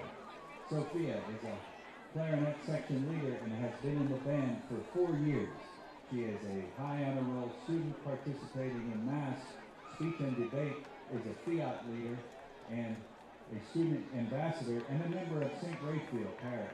Sophia seeks to study communications after high school, and she would like to thank Mr. Wilson, her fellow band members, her family, and every band teacher she's ever had. Ladies and gentlemen, Sophia Lopresti.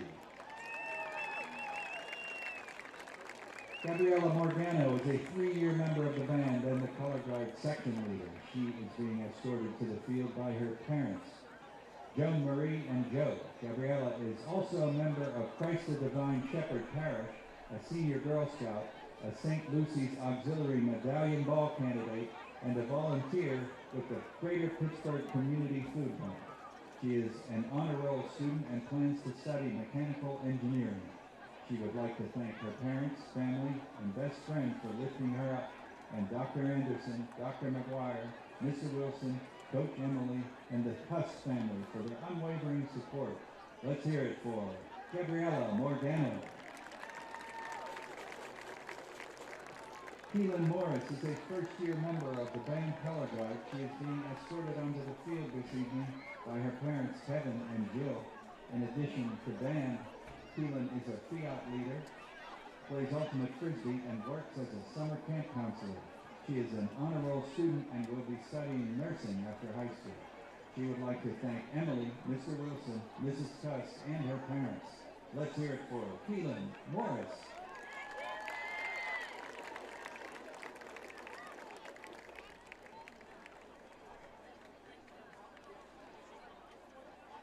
Joe Pavianiti is being escorted onto the field by his parents, Joseph and Alice. He is a 4-year band member and drumline section leader.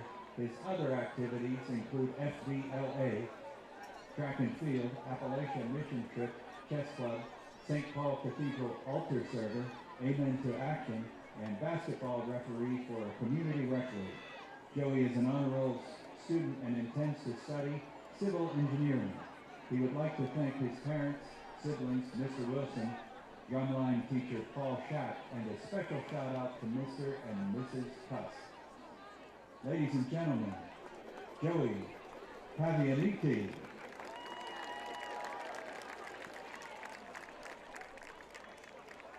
Soraya Roberts is escorted onto the field by her parents, Rainey, Kirkland, and Randy Roberts. She has played the trumpet in the band for 4 years and is the trumpet section leader.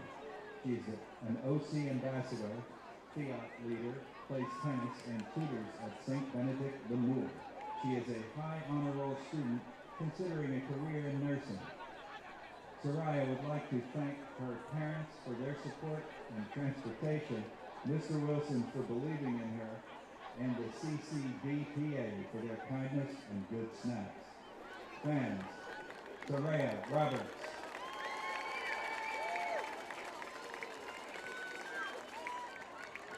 Joelle Samuel is being escorted to the field by her mother, Chanel, and brother, Chase. She is a 3-year member of the band flute section. In addition to band, Joelle is an OC cheerleader and takes dance lessons. She intends to study forensic psychology after high school. She would like to thank Mr. Wilson, her mom, and especially her best friend, Soraya. Ladies and gentlemen, Joelle Samuel.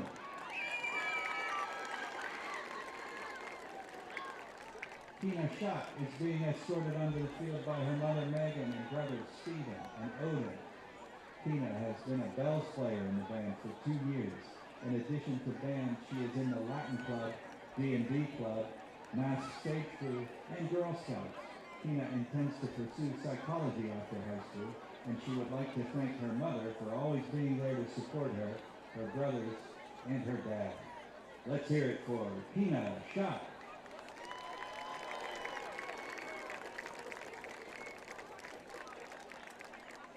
Fans, we would also like to extend our congratulations and best wishes to the senior members of the Seneca Valley Marching Band, majorettes, pom-poms, color guard, as well as the Raider cheerleaders and all of their families. Once again, let's have a nice round of applause for the senior members of the Central Catholic Viking Marching Band and Color Guard.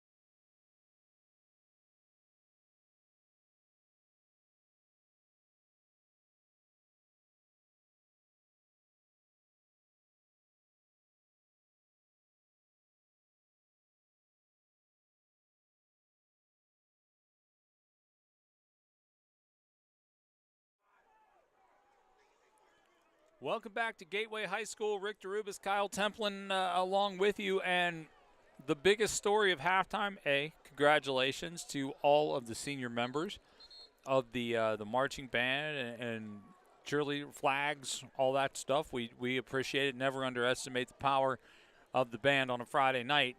But also, never underestimate Mother Nature. It is an ugly scene here at Gateway High School. The rain has really picked up. This, to me, Kyle, may actually favor Seneca Valley because they have been really good on the ground, and this may hurt the air assault done by Peyton Wayner. It's going to be an interesting second half playing in the rain. Yeah, it is, and that's a good observation, but, you know, Central Catholic does have their own running game in Faulkner, and while he hasn't gotten everything running as far as, you know, getting the wheels going and stuff like that, they haven't really used him a lot either. I mean, other than the, you know, let's hand it off on first down and see where it goes kind of play, which I feel is pretty much telegraphed at this point. I feel like they have a lot more plays in the arsenal for him, and I feel like they can go to the running game if they need to. Well, it'll be interesting to see how they decide to play all of that out. Opening kickoff of this second half goes to Seneca Valley. It's actually kicked out of bounds, so the ball will be brought back and rest at the 35-yard line at the near hash mark, and that is where O'Shea will take over. Sean O'Shea, really a difference maker so far in this game. 14-7 your score, and I would imagine we will see a heavy dose of the run game. They're going to start with a hit out to the near side for a pickup of 5 yards. So a short pass to start it out. Forced out by Moon and 11:54, so only took 6 seconds. And just trust me, as a football player, this may seem like it's, wow, you remember the rain game? I mean, it's not, I don't want to make it sound like it's an absolute deluge, but it's a chilly night with this rain. It's going to make a big difference. Run up the middle and snuffed out by the big boys of the Vikings up front. Looked like number 40 was there, Colston Gatton, the sophomore, able to stuff up that hole. And now you've got a 3rd down and 4. Well, this is what you want to see from Central Catholic defense coming out of the halftime, is you want to see them aggressive in the backfield right away against this Seneca Valley run, because we didn't see that really in the first half, and you wanted to see that from them coming out here in the second half, and that's exactly what you're seeing. So 3rd and 4. Obviously, O'Shea has wheels. He's going to line up in the shotgun. He's got a man in motion. Will he hand it to him? It's West. No, O'Shea's going to keep it, and that was the bad choice because he was eaten alive by the entire student body of Central Catholic, and they are going to have to punt. Slick ball, slick field. Punting will never be the easiest thing in a high school game ever, but it certainly is going to be made a little more difficult. It's actually raining enough that the water's coming into the broadcast booth, so all my rosters and such are starting to disintegrate. So it is definitely a factor. Yeah. And long snapping has not been, and there you go, that ball bounced. Great job by the punter to get that punt off, and it is going to roll down to the 26-yard line, picked up and fielded by Vernon Settles. Vernon's not going to be able to do much with it, and that is where we will see this Vikings offense start. So half starts at 12. They took a minute 47 off the clock. Wasn't able to do much with it with Seneca Valley. And let's see what the Vikes can do. Maybe they will turn on the running game a little bit. I don't think it would be a terrible move to do that. Yeah, I feel like we'll probably see a lot more of Faulkner here. Faulkner is the sidecar. He is going to get the ball, and he's going to run up the near side, and he is going to get across the 39-yard line and slid down to right at the 40. So first down picked up, and that moving that quickly. Actually, they've One official placed the ball at the 41, even though the spotter had it at the 40. They're going to hand it to Faulkner, and he's going to lose 3, and it happens just that fast. Yeah, and whenever you have an offense that fast, it's possible to lose yards that fast. Yeah. So, yeah. So yeah, but yeah, we'll probably see a lot more run plays here. Maybe a little bit more options from Peyton Wainer. I mean, keep in mind he's got wheels as well. Yeah, and he's actually really not run the ball a whole lot. He is going to hand that ball off again, straight up the middle, and it is a heap for Faulkner. He is across the 40 and down to the 35-yard line of Seneca Valley, and that was a heap of yards all at once. For Faulkner, definitely his longest run of the game, and set up again quickly. Twin receivers to the far side, twin to the near, and going to go up the gut again are your Vikes. That is the ball carrier 21, Roman Thompson. He is the 6-foot freshman, 200 pounds. He's going to get his hands on the ball, and they are set again, and Peyton is taking no prisoners. Flags everywhere. Peyton may have a free play, and he is just going to slide down to the 25. He is going to take another hit down at the 25. Nothing called on that, but again, penalties to start off that play. Can I move back just slightly? Yes. Thank you. So, and that is going to be, so that was a free play. Peyton knew it. He had nothing. Decided to just slide himself down and pick up the laundry. The official on the far side, they'll move up that ball. Now it is spotted at the 24-yard line. Peyton waits, trip receivers near side, 2 to the far. Now a man comes in motion. That's Faulkner. He backs up into Peyton's side, waiting for the call. 8:45 on the rolling clock. Now Peyton changed the play. Yeah, they are definitely changing the play. Something that you could see probably throughout the course of the game are the big white flags that go up behind the coach. There is Peyton. He is going to try to throw it down the slot. Really the first time they tried to go down the seam like that. He was looking for Vernon Settles, can't find him, and now it is second down. So yeah, as I mentioned, you'll see these big white flags. You'll see the Central Catholic Viking. You'll see the CC logo, and then you'll also see a third, and that is actually so players have an easier time finding out who's calling what, so they can actually find them a little easier. They're going to hand up the middle. That is Faulkner. He is going to dance around, and he is going to find his way down another big heap of yards. He's going to find his way down to the 8 and slide there. Chain gang trying to catch up, and they won't be set by the time. It doesn't really matter. There's no first down available here. They're going to give it to Faulkner again. He is running to the near side, and I do not think they're going to give him the touchdown. They are not. No, he kind of slid in, but it was, he was down before he got into the end zone. He did. He slid into the end zone. It's second down and maybe a yard. Peyton will still line up in the shotgun. Faulkner next to him. Hand it to Faulkner, and Faulkner dances into the end zone. Picks up 6. It is now 20-7 in favor of the Vikes. So all the things on that, a lot of running, a couple of passes that weren't necessarily the best passes, a penalty on Seneca Valley, and now a team that found themselves going into the locker room going toe-to-toe with simply one of the best in 6A, now finds themselves 4 minutes deep into the second half and down by another 6 with an extra point pending. Tack it on. That one is going to make it 21-7. So the exact opposite of everything you were hoping for. If you are a Seneca Valley fan, you get the ball, you do nothing with it in 1 minute and 47 seconds, I think is all the first possession was coming out of the locker room. And then you manage to only run 2 minutes and some seconds, 2 minutes and 13, 14 seconds off the clock and give up another touchdown. Well, that's not what you were hoping for. Yeah, and that is definitely, when we talk about Coach Lehmeyer and we talk about, what he does correction-wise, we talk about, you had said, there are coaches that learn, and he learned from that loss. And when he came back in that game, the second game, the next game that he had after that loss, he wanted to make a statement, and he did. And in this game, his offense clearly struggled. He went into the locker room at halftime, and he made adjustments. And that adjustment was exactly what we saw.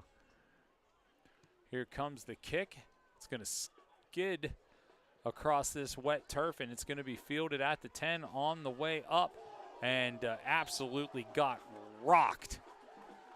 At the 28-yard line was the return man. The hit was passed out by, I believe, 48, Grady Papa.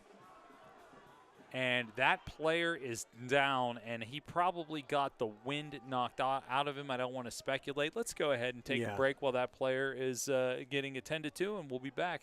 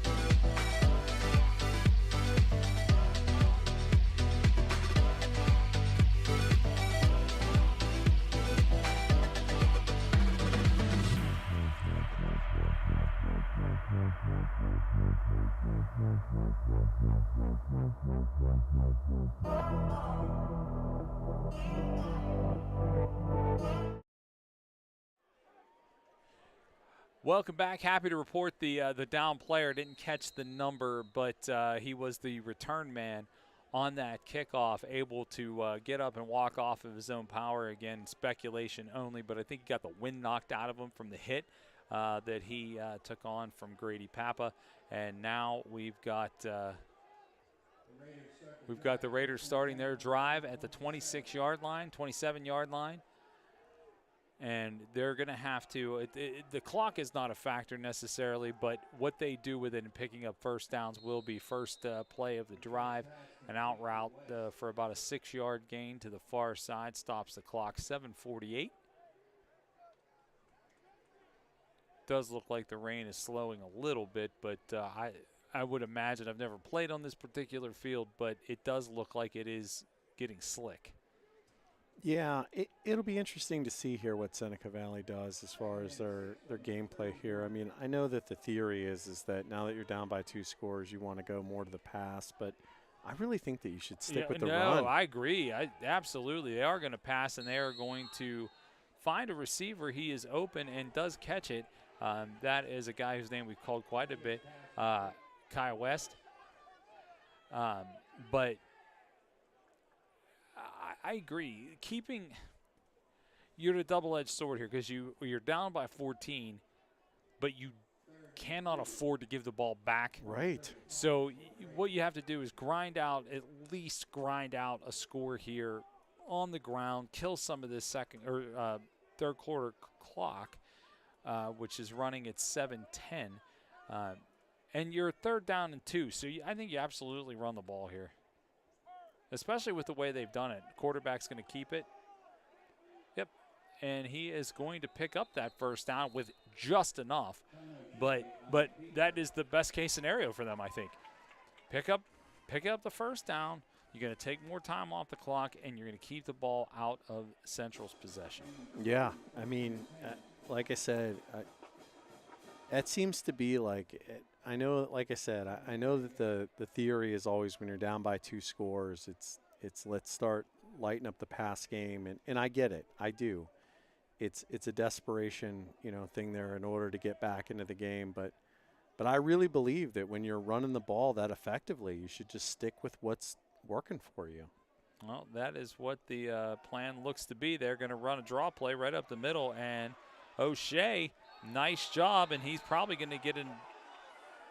Well, have I been an official, I would have called it, O'Shea gave himself up and slid at the 49-yard line, and a slid across the 50 where he was received by a player in a blue jersey. No call, and I think that's probably a makeup from when Peyton got hit, and there was a no call. So I would imagine everybody's evened up on the official side of it. So you're not going to get away with that one again. 6 minutes left on the running clock. Yeah, I got to wonder if they're giving the players a little bit of slack because of the conditions. It's a little harder to stop in these conditions. Yeah, he absolutely slid, but it's not his fault. The field is just absolute greasy. Yeah. They picked up about 7 yards on that second down play. I'm sorry, on the first down play. Scratch that, make it 6. Again, they're sliding a lot after the initial knee comes down. So it is going to be a little more difficult. Rain is definitely slowing, though. More of a mist now. Even the yellow lights on the light poles are kind of ominous. It's a cool vibe here at the stadium. Got the trees right over the fence, but also all of Monroeville over that fence too. Here comes the snap. Going to be thrown to the near side, and a nice modest gain with a first down picked up at the 40-yard line. So again, Seneca Valley doing the thing it has to do. Clock stopped, so he must have gone out of bounds. Or did they? No, it's restarting. They're just moving the. I don't know why the clock's not restarting. I thought the official just said to restart. He definitely didn't go out of bounds. No, it is definitely stopped at 4:59. The official's not telling them to run anything off. Seneca Valley taking their time because they're not wasting any. So clock will start on the whistle. O'Shea takes the snap. Thought he had an option there. Decided to keep that himself. And he is going to get down to the 35-yard line, and he is escorted out by a big hit by Vernon Settles. Yeah, nice hit by Settles there in order to push him out of bounds, and good play there, by Seneca Valley there in order to pick up the yardage. Great read there by the quarterback. I mean, originally he had nowhere to go, and great option read in order for him to get outside and get some extra yardage. Yeah, the senior quarterback, Sean O'Shea, is wise.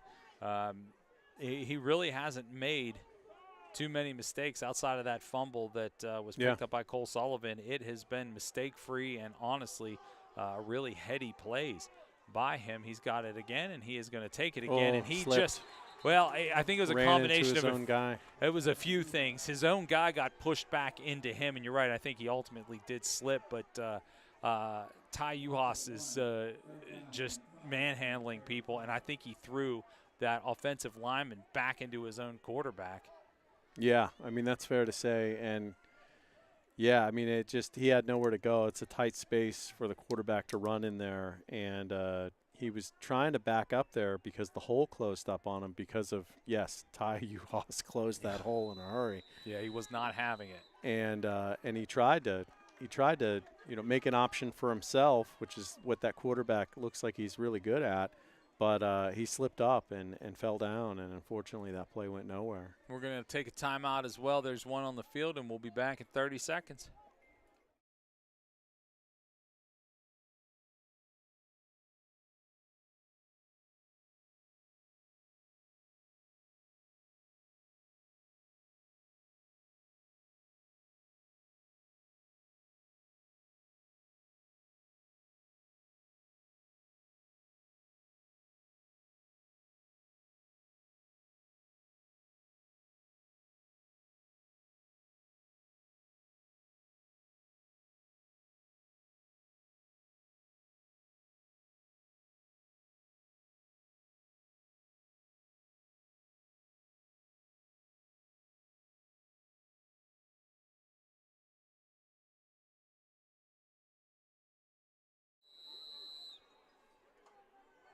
All right, we are back here at Santa Maria Stadium. Rick and Kyle. Seneca Valley on the move. 4:14 left to go, third quarter, and they are methodically moving the ball down the field. O'Shea takes it. He is going to hand it off. Another tough run by West up the middle, and I think he is going to be stopped just shy of the first down. So it's 4th and yard, maybe. Obviously, you go for it here. Yeah. Don't forget just to keep your accounting. Oh, Ty Uhas is very animated. Yes. For your accounting purposes, the Seneca Valley Raiders did attempt a field goal, and it was poorly executed, or this game could be 21-10. Now with the elements is certainly not something you're going to risk a field goal doing. So this almost looks like victory formation here, right? And they are going to sneak the ball ahead, and they do get that first down. Kind of look like the tush push. Well, everybody's pointing in the opposite direction. Everybody stopped and everybody's made it. So let's see what the officials say. Looks like and the Vikes appear to be correct. They did stop it on a 4th down play. There was a stuff. Oh, wait a minute. We're probably going to get a measurement because I think Seneca Valley's their coach is. Oh, he is not happy. No, he's very, very upset. That would be. He almost threw his clipboard. I don't think they're not measuring. No, it they're says not. down. Wow. Yeah. They just called it, and that was it. No measurement tonight, sir. Yes, that is. Wow. You're right. He was animated. Huge stop by the Vikes. Peyton has it. Is he going to toss it? He is, and he is going to find a wide open Vernon Settles, who's going to carry the ball all the way down to the 37-yard line. Vernon, boy, they are trained. They hand the ball right to the official, get it set, and look how fast they are ready. Cole Sullivan, I noticed, is on the far side. Peyton's going to throw to the near side and just throw it away. Everybody covered on the other side. A referee down the gut throws a penalty, and it throws a flag, and it looks like it is going to be a penalty on the offense. Looks like 65 could have been an eligible downfield. It could have been a few things. Now they're waving the flag. I've never seen so many flags waved off in a game. That's the fourth one. That might have been that the receiver, like that particular lineman, might have actually checked in with another official and didn't inform the head official. And that might have been why he threw the flag initially and then waved it off.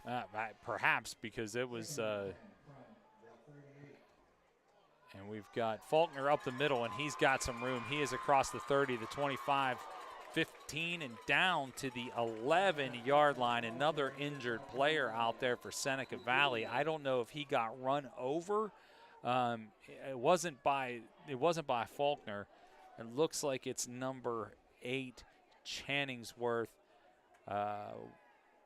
Looks like it's perhaps just a cramp, but we'll go ahead and take that timeout, and we'll be back with more information.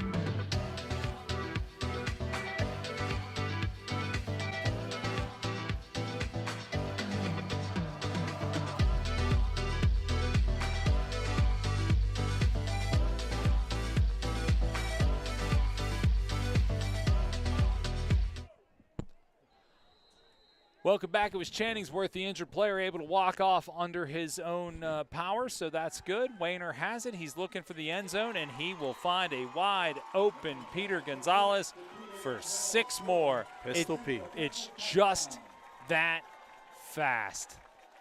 It is just that fast. And I will say this, Peter Gonzalez celebrates with everyone in the end zone. I think he had to jump more in celebration with his buddies than he did actually to work on the play. Found himself wide open, and Peyton delivers a strike to him. And the lead continues to build. 27 on the board with an extra and point Pete pending. Gonzalez, a commit to Penn State, not to University of Pittsburgh.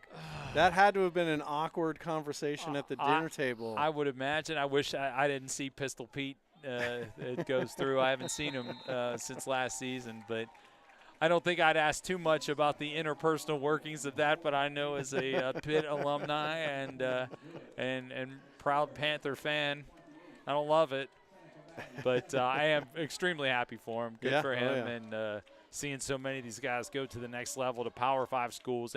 And really, I mean, even with Cole Sullivan going to Michigan and a couple of these guys, Specca and Pete going to Penn State, it's I don't know how to say it. It's close enough. We're not losing some of these recruits to, UCLA or Texas.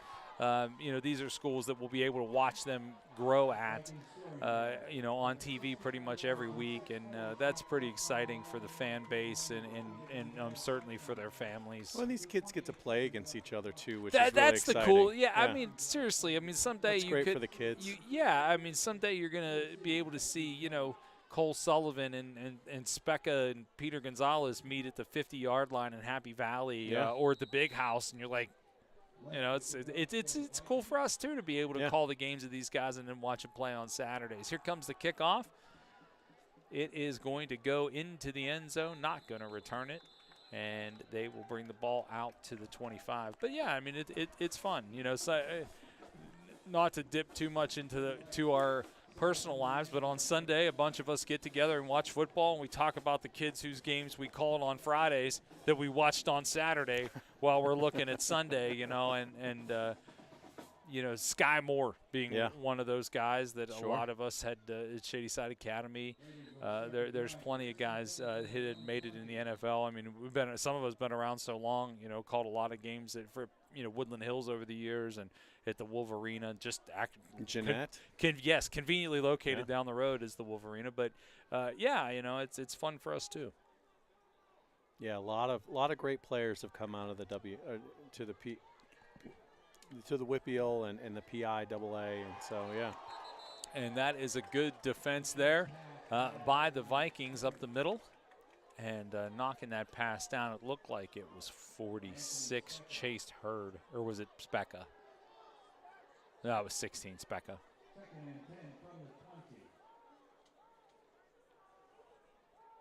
So clock stops, 2:51, 28-7, and now I guess your theory has to change. We talked on the last drive about how if you're Seneca Valley, just keep doing your thing and keep running the football. And now it's a little different. Now you're down by 3 scores, and you don't want to deem anything over before it's over. But certainly you cannot afford to not score a touchdown on this drive, no matter how you arrive at that moment. But it's probably going to have to be through the air a little bit. Flag down, thrown up the middle, and nice possession reception there. Looks like number 4, Caden Parker. Yeah, nice grab. Way to hold on to it, and then actually, May not matter. Let's see what the official has to say about the call. And that is going to go against Seneca Valley, going to push them back a little further, making the journey a little tougher. So that ball is going to rest at the 15. Just thinking about what we've said during the course of the evening, the ball doesn't normally land at the 28 or the 37. Like I feel like it's always been on the 15, the 20, the 50. Like it's been really strange for the ball to be right on an exact yard line so much in one game, but that's really just the way it's gone. O'Shea is going to air it out, and he's going to find a man wide open up the side. That was number 8, Luke Challingsworth. Glad to see him back on the field. The only problem is he overthrew him by a couple of yards. So that one is going to go incomplete, bring us to a 3rd down and 15. And I guess you got to think about it is you don't need them all here because you're going to have to go for it on 4th down. Yeah. Well, you know what? Maybe you don't. I mean, it's 2:18 left here, 3rd quarter. You would have to you'd pretty much have to stop them on every possession and score on every possession in the fourth quarter. If you punted it, I think you have to find a way to keep the game going here. Low snap. O'Shea going to pick it up and try to throw it, and it is going to be an excellent defensive play by Amari Shields. And now there is another flag out on the field, and I have a feeling that is going against Central. West, incomplete, flag on the play.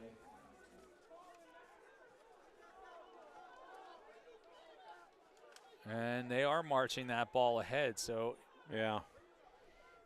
Yeah, so break there for the Raiders in order to get that pass interference call. It is not an automatic first down, is it? Yes, it is. It is an automatic first down, and the ball is now at the 30. Well, I guess they were on the 15, so I don't know if it was an automatic first down, but it brought the ball right to first down yardage. Well, pass interference is always an automatic first down. Is that what the call was? Yeah. I didn't see the ref give it. We're kind of huddled together in this little room. Thankfully, it's creating some warmth on an evening that's definitely dipping down into the 40s, I would bet. Hand off to the near side. That's Weston. He will be lucky to get back to the line of scrimmage. I don't think he does. And he is escorted out of bounds. There's a lot of things that have happened in the last, I guess, 2 minutes of actual time, but it's run virtually no time off the clock. Still 2:03. Yeah, well, I mean, now that the Raiders have switched to a passing game, the game has slowed down a little bit, and there have been a lot of sideline plays as well. So yeah, we're starting to see the clock stop a little bit more. Whereas though in the first half, we saw a lot more running.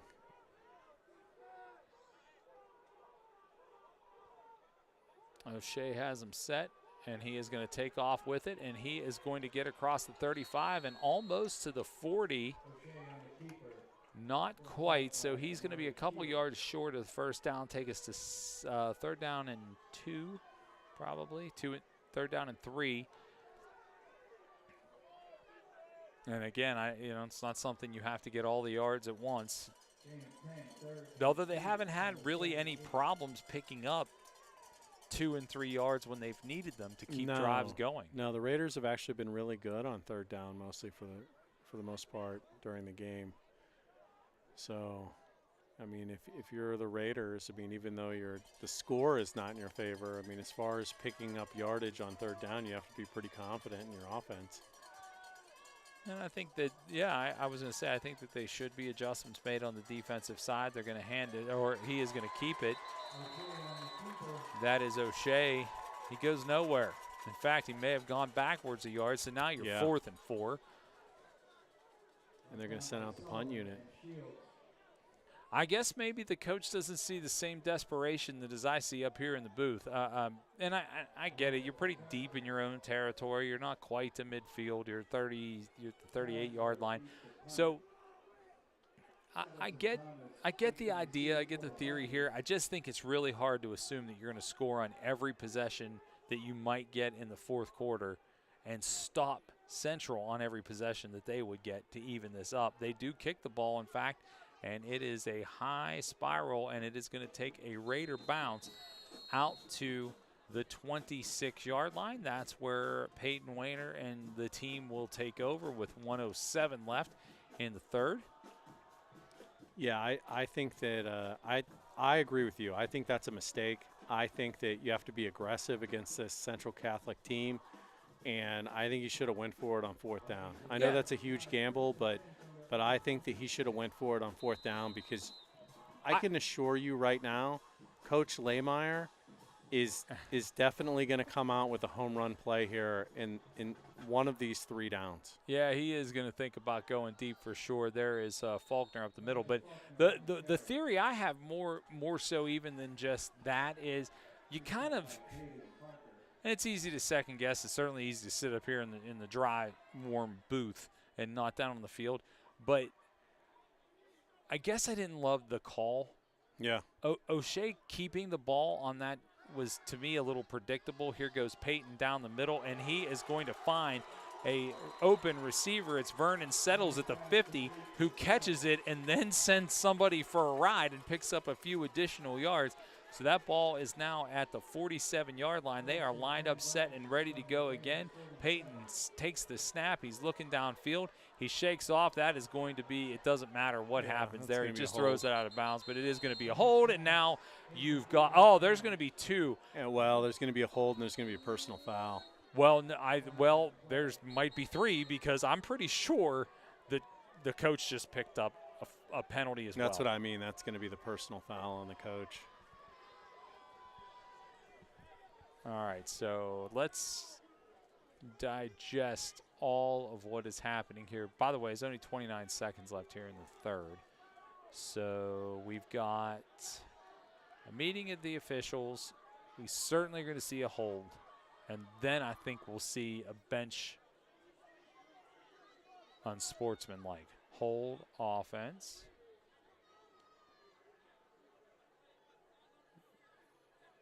Yep, all of that. So it will be first down, and that ball is going to go all the way back from the 47-yard line of Seneca Valley, and now it is at the 27-yard line.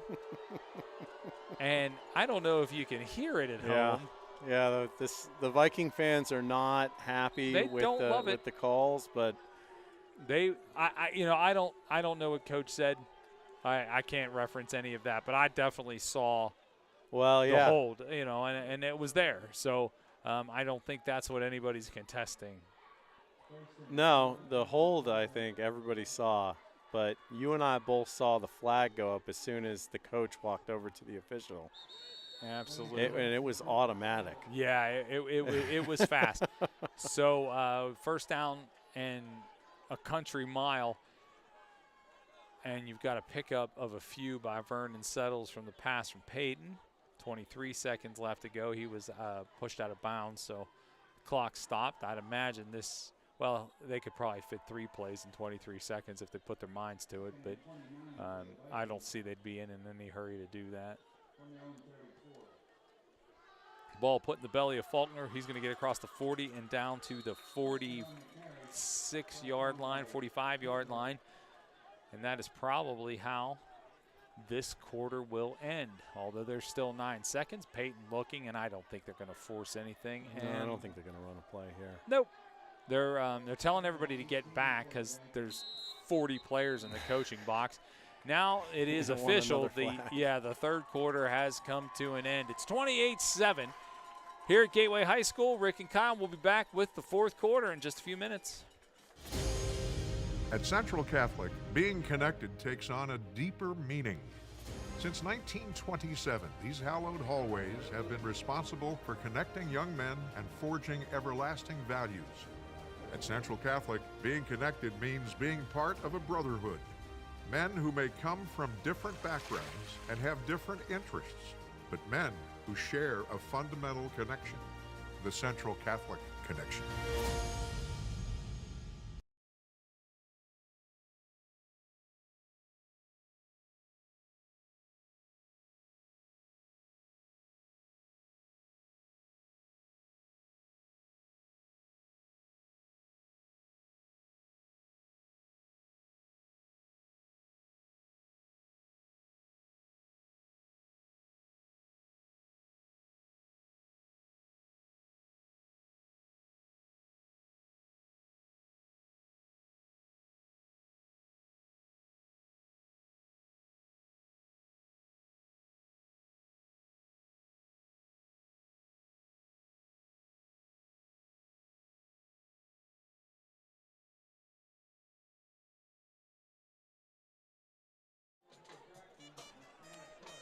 Back here live at Antimarino Stadium, Rick DeRubis, Kyle Templin, 28-7 is the score you'll find as the Vikes getting ready to continue on with this possession. They are still at a 3rd and 18 after some penalties back-to-back and doubled up.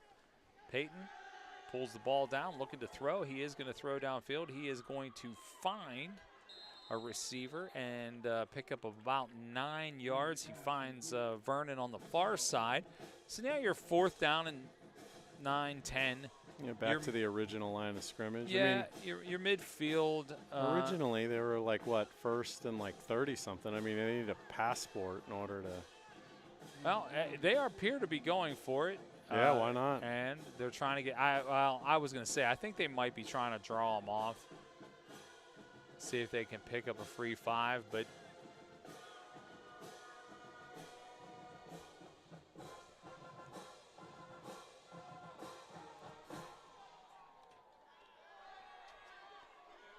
Peyton scrambling, looking.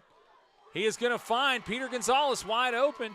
Peter is going to take it down to the 13-yard line. Great opportunity there given to Peyton and Peter by the offensive line. Yeah, great job by the offensive line. And we're going to picking say, up blocks Sam downfield. Brackney. We're going to say something about him and the job that those big boys have done up front. Want to say hi to his entire family watching, about 20 people tonight watching the stream. We appreciate you. And hopefully you're enjoying this game in a much drier, warmer climate than we are. But thank you for everybody that's watching the game tonight and has watched the broadcast. This is our last broadcast, is it not? It is. It is our last broadcast, yes. Just for the season. Just a reminder that next week, right back here, if you're planning on attending. However, it will be an away game next week. Yes. I think about, my time playing football just down the road in McKeesport at Central Catholic High School, and we always had to play on Saturdays at home because we didn't have lights for the longest time. But, the familiarity of the locker room and the walk up the steps that we would do or walking up the trail in the back and where our parents would come in. Like, to me, that – I wish the Vikes had that. I mean, it's nice to play down at CMU and be right in the shadow of your building and all of that. And I wish they could play every game there, but it is that has to throw you off a little bit. I mean, sure. the fact that the Vikings are able to settle into pretty much any environment that they come into, home or away, and really feels like they play more away games than anything else is it's a testament to how good of a team they are and how well they're coached. Peyton's on the scramble. He is going to look, and he is going to throw into the end zone and just going up in a monster heap. I think might have been. Are they going to say I don't? Well, he didn't catch it. Yeah, it was Peter Gonzalez on the far side, unable to ride the ball all the way to the ground. So it is going to be an incomplete pass. We'll reset second down. They can, by the way, they can pick up a first down. It would have to take them down to about the 1 yard line. So it's not second and goal. Faulkner on the carry, and it may not matter, and it does not. Faulkner gets across the goal line, and he is in for the touchdown. Add 6 to the board. 34-7 with the extra point coming up, and this is why I think you don't punt at the end of that third quarter for Seneca Valley. Right. Again, what might have happened, who knows? But if that drive would have continued, you wouldn't find yourself down by a 4 score. No, and that's what I mean. This is a very aggressive team, and in order to take on a team like this, you have to be aggressive yourself, and that means taking chances like that. And I know that that's a huge risk, but you're already down by a couple of scores, and so it's like that's unfortunately you have to take risks like that in order to get yourself back in the game. Yeah. I mean, you've got to look at that situation and go, what is our best chance here? 4th and 4? Yeah. Or punt the ball away to a team that just won't stop scoring touchdowns. Yeah. It's a crapshoot. I mean, you could have been wrong either way, and likely were.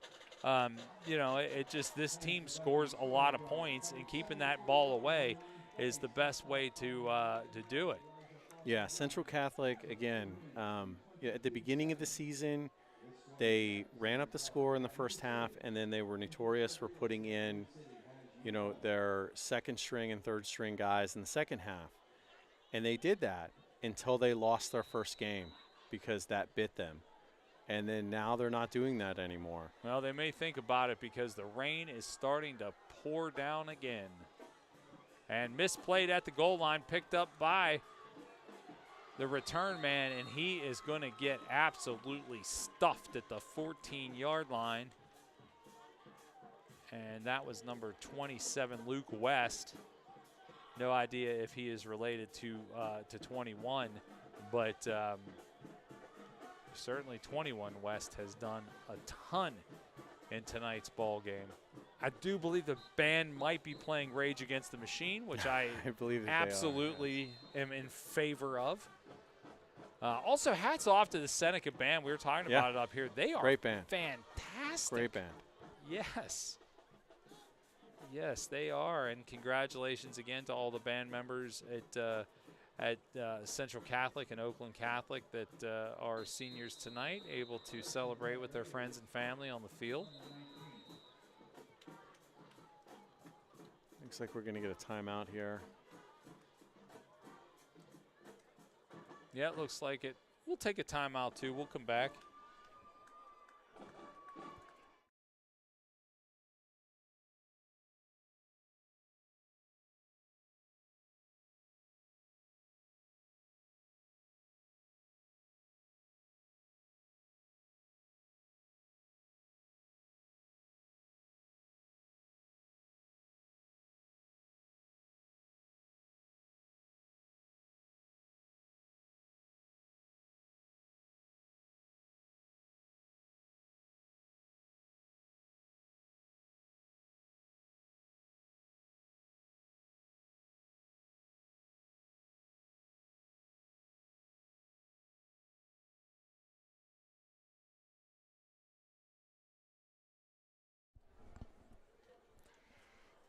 We're back here. Let's see what Seneca Valley can do and see if they can answer any of this. They're going to run up the middle for no gain on that first down play, 10:30 on the rolling clock.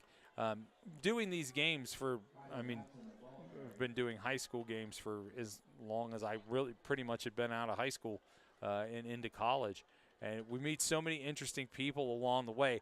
Max is helping us tonight. Max Brackney, I know the family is watching. The group chat is going insane, so I hope that they are excited to see not only your efforts for tonight's broadcast, but certainly your brother, 63 out on the field, Sam, holding it down at guard and center tonight.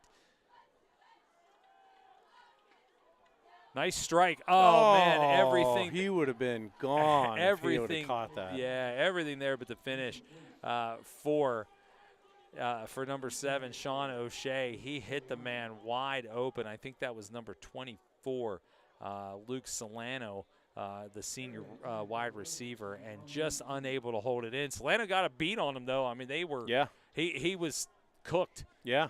Yeah, he slipped in behind the coverage there, and I honestly don't think Central picked him up, and all he needed to do was just catch that ball, and unfortunately he just couldn't get the handle on it. Yeah, even if he'd have fallen down, would have been a huge gainer, but unable to. Seneca on third down, looking for something, anything. Nice ball, throw, and catch. I'm pretty sure he caught that ball. Yes, he did. Yeah, they're going to give him credit for catching that ball. And they should. Braden Wise, the 11th grader, making a huge play to keep the drive going and keep the dream alive, at least for now. 35-7 is a tall order, but, when you find yourself at the, third a mile and able to keep the drive going, keep a little hope as the clock keeps moving, 9:30 here to go fourth quarter. Rain is simmered down again. Great throw by the quarterback, too, right on a thread between two defenders. Snap, throw, catch, and maybe the gain of a yard to the far side. 81, the recipient of that, Braden Wise again. Well played there by Central Catholic, right on top of the receiver. So they, played a little bit back in order to let the receiver catch it, but they were right there to make the stop. Don't necessarily understand the call either. I mean, that's not ever going to be a big gainer. I would have liked to maybe you play action that. I agree. And just give give the quarterback an opportunity to run, because he's going to pick up more yards than that throw just on his feet, and he's proved it all night long. 2nd and 8. 8:40 here to go, and he is going to now take it with his own feet, and he is going to get absolutely nowhere. I think I would have reversed the idea of that. But nonetheless, they find themselves with a 3rd and long, 3rd and 8 coming up, obviously 4-down territory, so you don't have to get them all at once, but you do have to come up with a play that's going to get at least 6 or 7 and make it interesting. And I'm not sure what that is. I don't know that you try to home run it all here at once, but you have proved on this drive that you can get a player behind that Central Catholic D. I think I would try something drastic. And that may be what they do. No, he's going to be able to hold it down. There was no throw to speak of. And on his way is O'Shea, and he is carrying it all the way to the far side. Fantastic. Look downfield. I got nothing. I'm going to make it happen with my feet. Carries it all the way to the 40-yard line of the Vikings. Reminded me of a Tim Tebow type play. You know Spread what? out the defense and see if you got anything downfield, and if you don't, run it right up the middle. Other than my shell shock of when you say Tebow and thinking about that championship game with the Steelers, but yes, that was very Tebow-esque. Yeah. I don't know that there's ever been a college quarterback that quite understood college football the way Tim Tebow did. He was just his college football mind, which is different than just a regular football mind. The ball's on the ground, and it is going to be a bad snap or at least not be able to be handled by the quarterback, O'Shea. It's going to send them deep, dip them out. Well, they lost 7 yards on that one. Not helpful play, though, for him to just fall on it. And yeah, I mean, had he tried to pick it up and put his head up, I don't know that he wouldn't have got railroaded. So, yeah, it was definitely the smart play.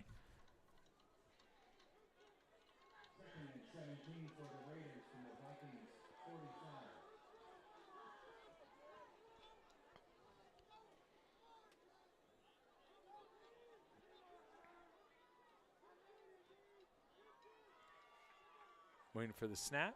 O'Shea gets it, looks down, probably going to be a hold. I think he's trying to air it out, can't find anything.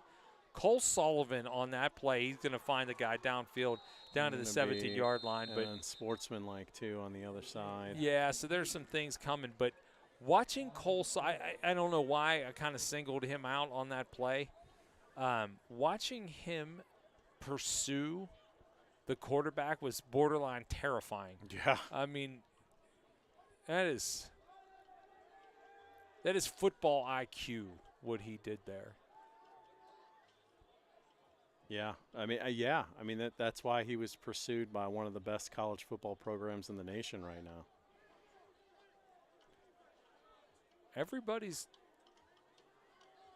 There's a lot of signaling going on into the coaching staff by the Vikings. I have no idea what their signals are, or what they're all asking, but they all are doing it. So somebody knows something that I don't know, and we'll see what they do with that piece of information here on board says it's 2nd down, which I think is correct. It says 3rd down on the far side of the field. And it may not matter. O'Shea does a nice job, and he just slips right at the feet of Anthony Specca, which probably in hindsight was the best thing that could happen, because Specca would have lit him up. We have an injured Viking down on the field. Looks like number 90, Quincy Dennis.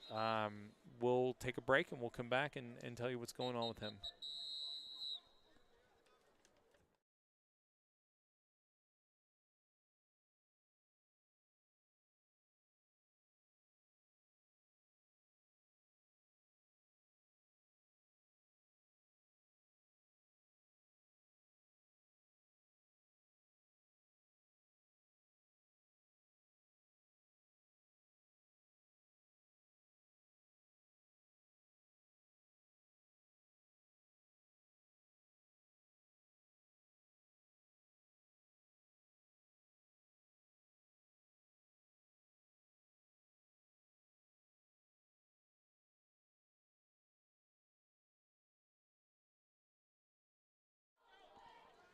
Happy to report Quincy Dennis, the injured Vike, able to walk off on his own power. Doesn't look too worse for wear. By the way, clock's been reset to 6:30, so they had some time that ran off at that point. So They are set up to punt is Seneca Valley. I think just kind of conceding to the fact that no reason to make it any easier for the Vikings to score. Able to get that punt off, and it is somewhat shanked / blocked, and it is not going to do too well out of bounds at the Viking 48. So I don't know for sure. It looks like Cole Sullivan may have got a paw on it, but either way, it is bad news for Seneca Valley. And let's see who comes into this game. At this point, 35-7. You're up by 28, 6 minutes left. It's a cold, rainy night here in Monroeville. Who's coming out? Everybody. Yeah, I told you that they're at this point to where they're not putting in second and third string that much anymore. Stacked receivers. There was a lot happening there. Ultimately, it's a false start. I don't know if they were ever set, and I don't know that the officials were set either. Yeah. Again, it's a cold, rainy night for everybody. I mean, both teams and officials. So, but yeah, I don't know that Central ever got completely set. So now they're going to have to call 1st and 15 play. And it may very well be the same play. Got twin receivers to each side. Going to choose to hand right up the middle and gaining some positive yardage, getting a few of those yards back, was Roman Thompson. Reset and ready to go. So Peyton's always going to take that first big bark. You know, he's just trying to see if they'll give him a free 5, and then he looks over for the play. Thompson up the middle again, and he is on the horse, getting across the 35 and down to the 32. So nice opportunity for the freshman running back, Roman Thompson.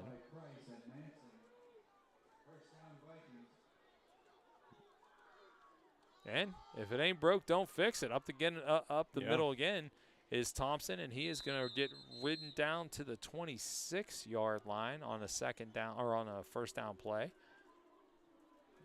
I'm not sure why people are booing, but there is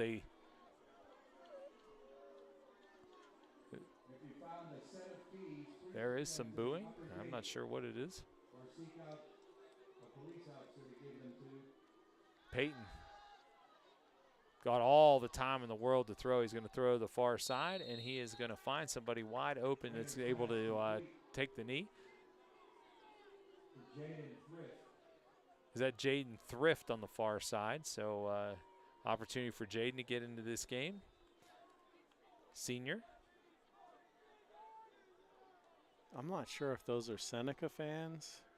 They might be upset with the aggressive nature of Oh, yeah, I didn't think of that because everybody is technically below us, and there is going to be a touchdown. Nice run, Roman Thompson, and before he knew it, he was at the 5-yard line, and nobody was touching him, and he's able to get into the end zone, adding on 41-7. I think you might be right, Kyle. I think they're right. The Seneca fans might be right underneath us. Yeah, and I mean, again, you know, this is what you know, this offense is going to do. And in fairness to Coach Lehmeyer, you know, the running back that was in for most of the series there was a freshman. Yeah, I mean, you know, at some point there's accountability on your end, too, to stop. If you put younger guys in or whatever, I mean, at the end of the day, you're all wearing the same jersey. So the goal is football is to score more points than the other team. I'm not suggesting that one way is better than another, but, you know, it wasn't if you wanted them to take knees for 6.5 minutes, that's just not going to happen. No, it's especially at this point in the game. Now, I would be shocked on the next offensive possession if there's any need for any of those guys to go back out, but who knows? I mean, that's, again, I'm not a coach. I'm a commentator. My job to come up with things to say. So, you know, Coach Lehmeyer's job is to win state championships. And he Yeah. looks like he has a team that could possibly do that. So, you know. Billy like to tee it up for the Vikings. Well, I do see, looks like most of the offense has taken their helmets off. So, Yeah. here comes the kick. Great kick. Takes it down to the goal line and turns around. 10, 15, 16, 17, and flag. Probably see an illegal block in the back.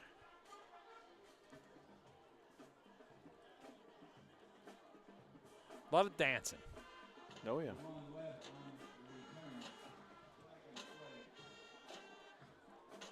Yep. So 4:35 remaining here in the fourth, and that is going to put Seneca Valley's offense back to the 9-yard line. I would imagine at this point you just see runs. Yeah. You know, the game is obviously out of reach for Seneca Valley, but you obviously want, you know, some confidence in your offense. So, yeah. Different player running the ball, different player handing it off. Number 15 coming in, that would be Parker Brugus. And that particular end of the end zone down there is actually very, very soaked because, so I can understand why that player slipped, because when they kicked the extra point down there, that kicker actually came up with a huge leg of water. Yeah. So, yeah, I can't imagine why that particular end of the end zone is more soaked than the rest of the field. But yeah, it's Pop up there's in a lot going down there. Yeah, and a lot on that play. Pop up in the air, and it was able to be grabbed by the quarterback. He tried to hand it off to number 6, Joe Ward, the senior running back, and nothing doing there. It's gone from bad to worse for Seneca Valley with 3 1/4 left.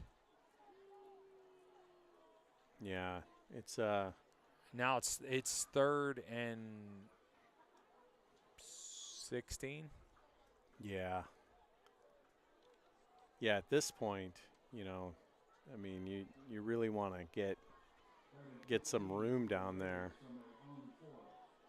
Well, let's see what they come up with. Will they be bold enough to throw it? Nope. Going to go right up the gut again and swallowed by the teeth of the defense. Looks like a big individual play. I think it was number 27, although a lot of guys are taking that one to heart. So 2:30 on the rolling clock. They are going to punt from their own end zone. TJ Wolf, I think, is the player coming in to punt. Back standing at the 30. I mean, if Wolf gets this off, I mean, it's probably going to go over the head. Yeah. And he does. He gets a pretty decent one. Yeah, and they're just going to allow it to roll, and it is going to roll dead at the 37-yard line. So that is where the offense will take back over with 2:01 on the clock. That offense will probably not consist of any guys that started this game. Nope, Peyton's got his helmet off. Peter Gonzalez, I can see in front of me on the sideline, just doing more encouraging than anything else. So, yeah, I would imagine that we're probably just going to see some handoffs here and get it out of the way. Yeah. It's academic at this point.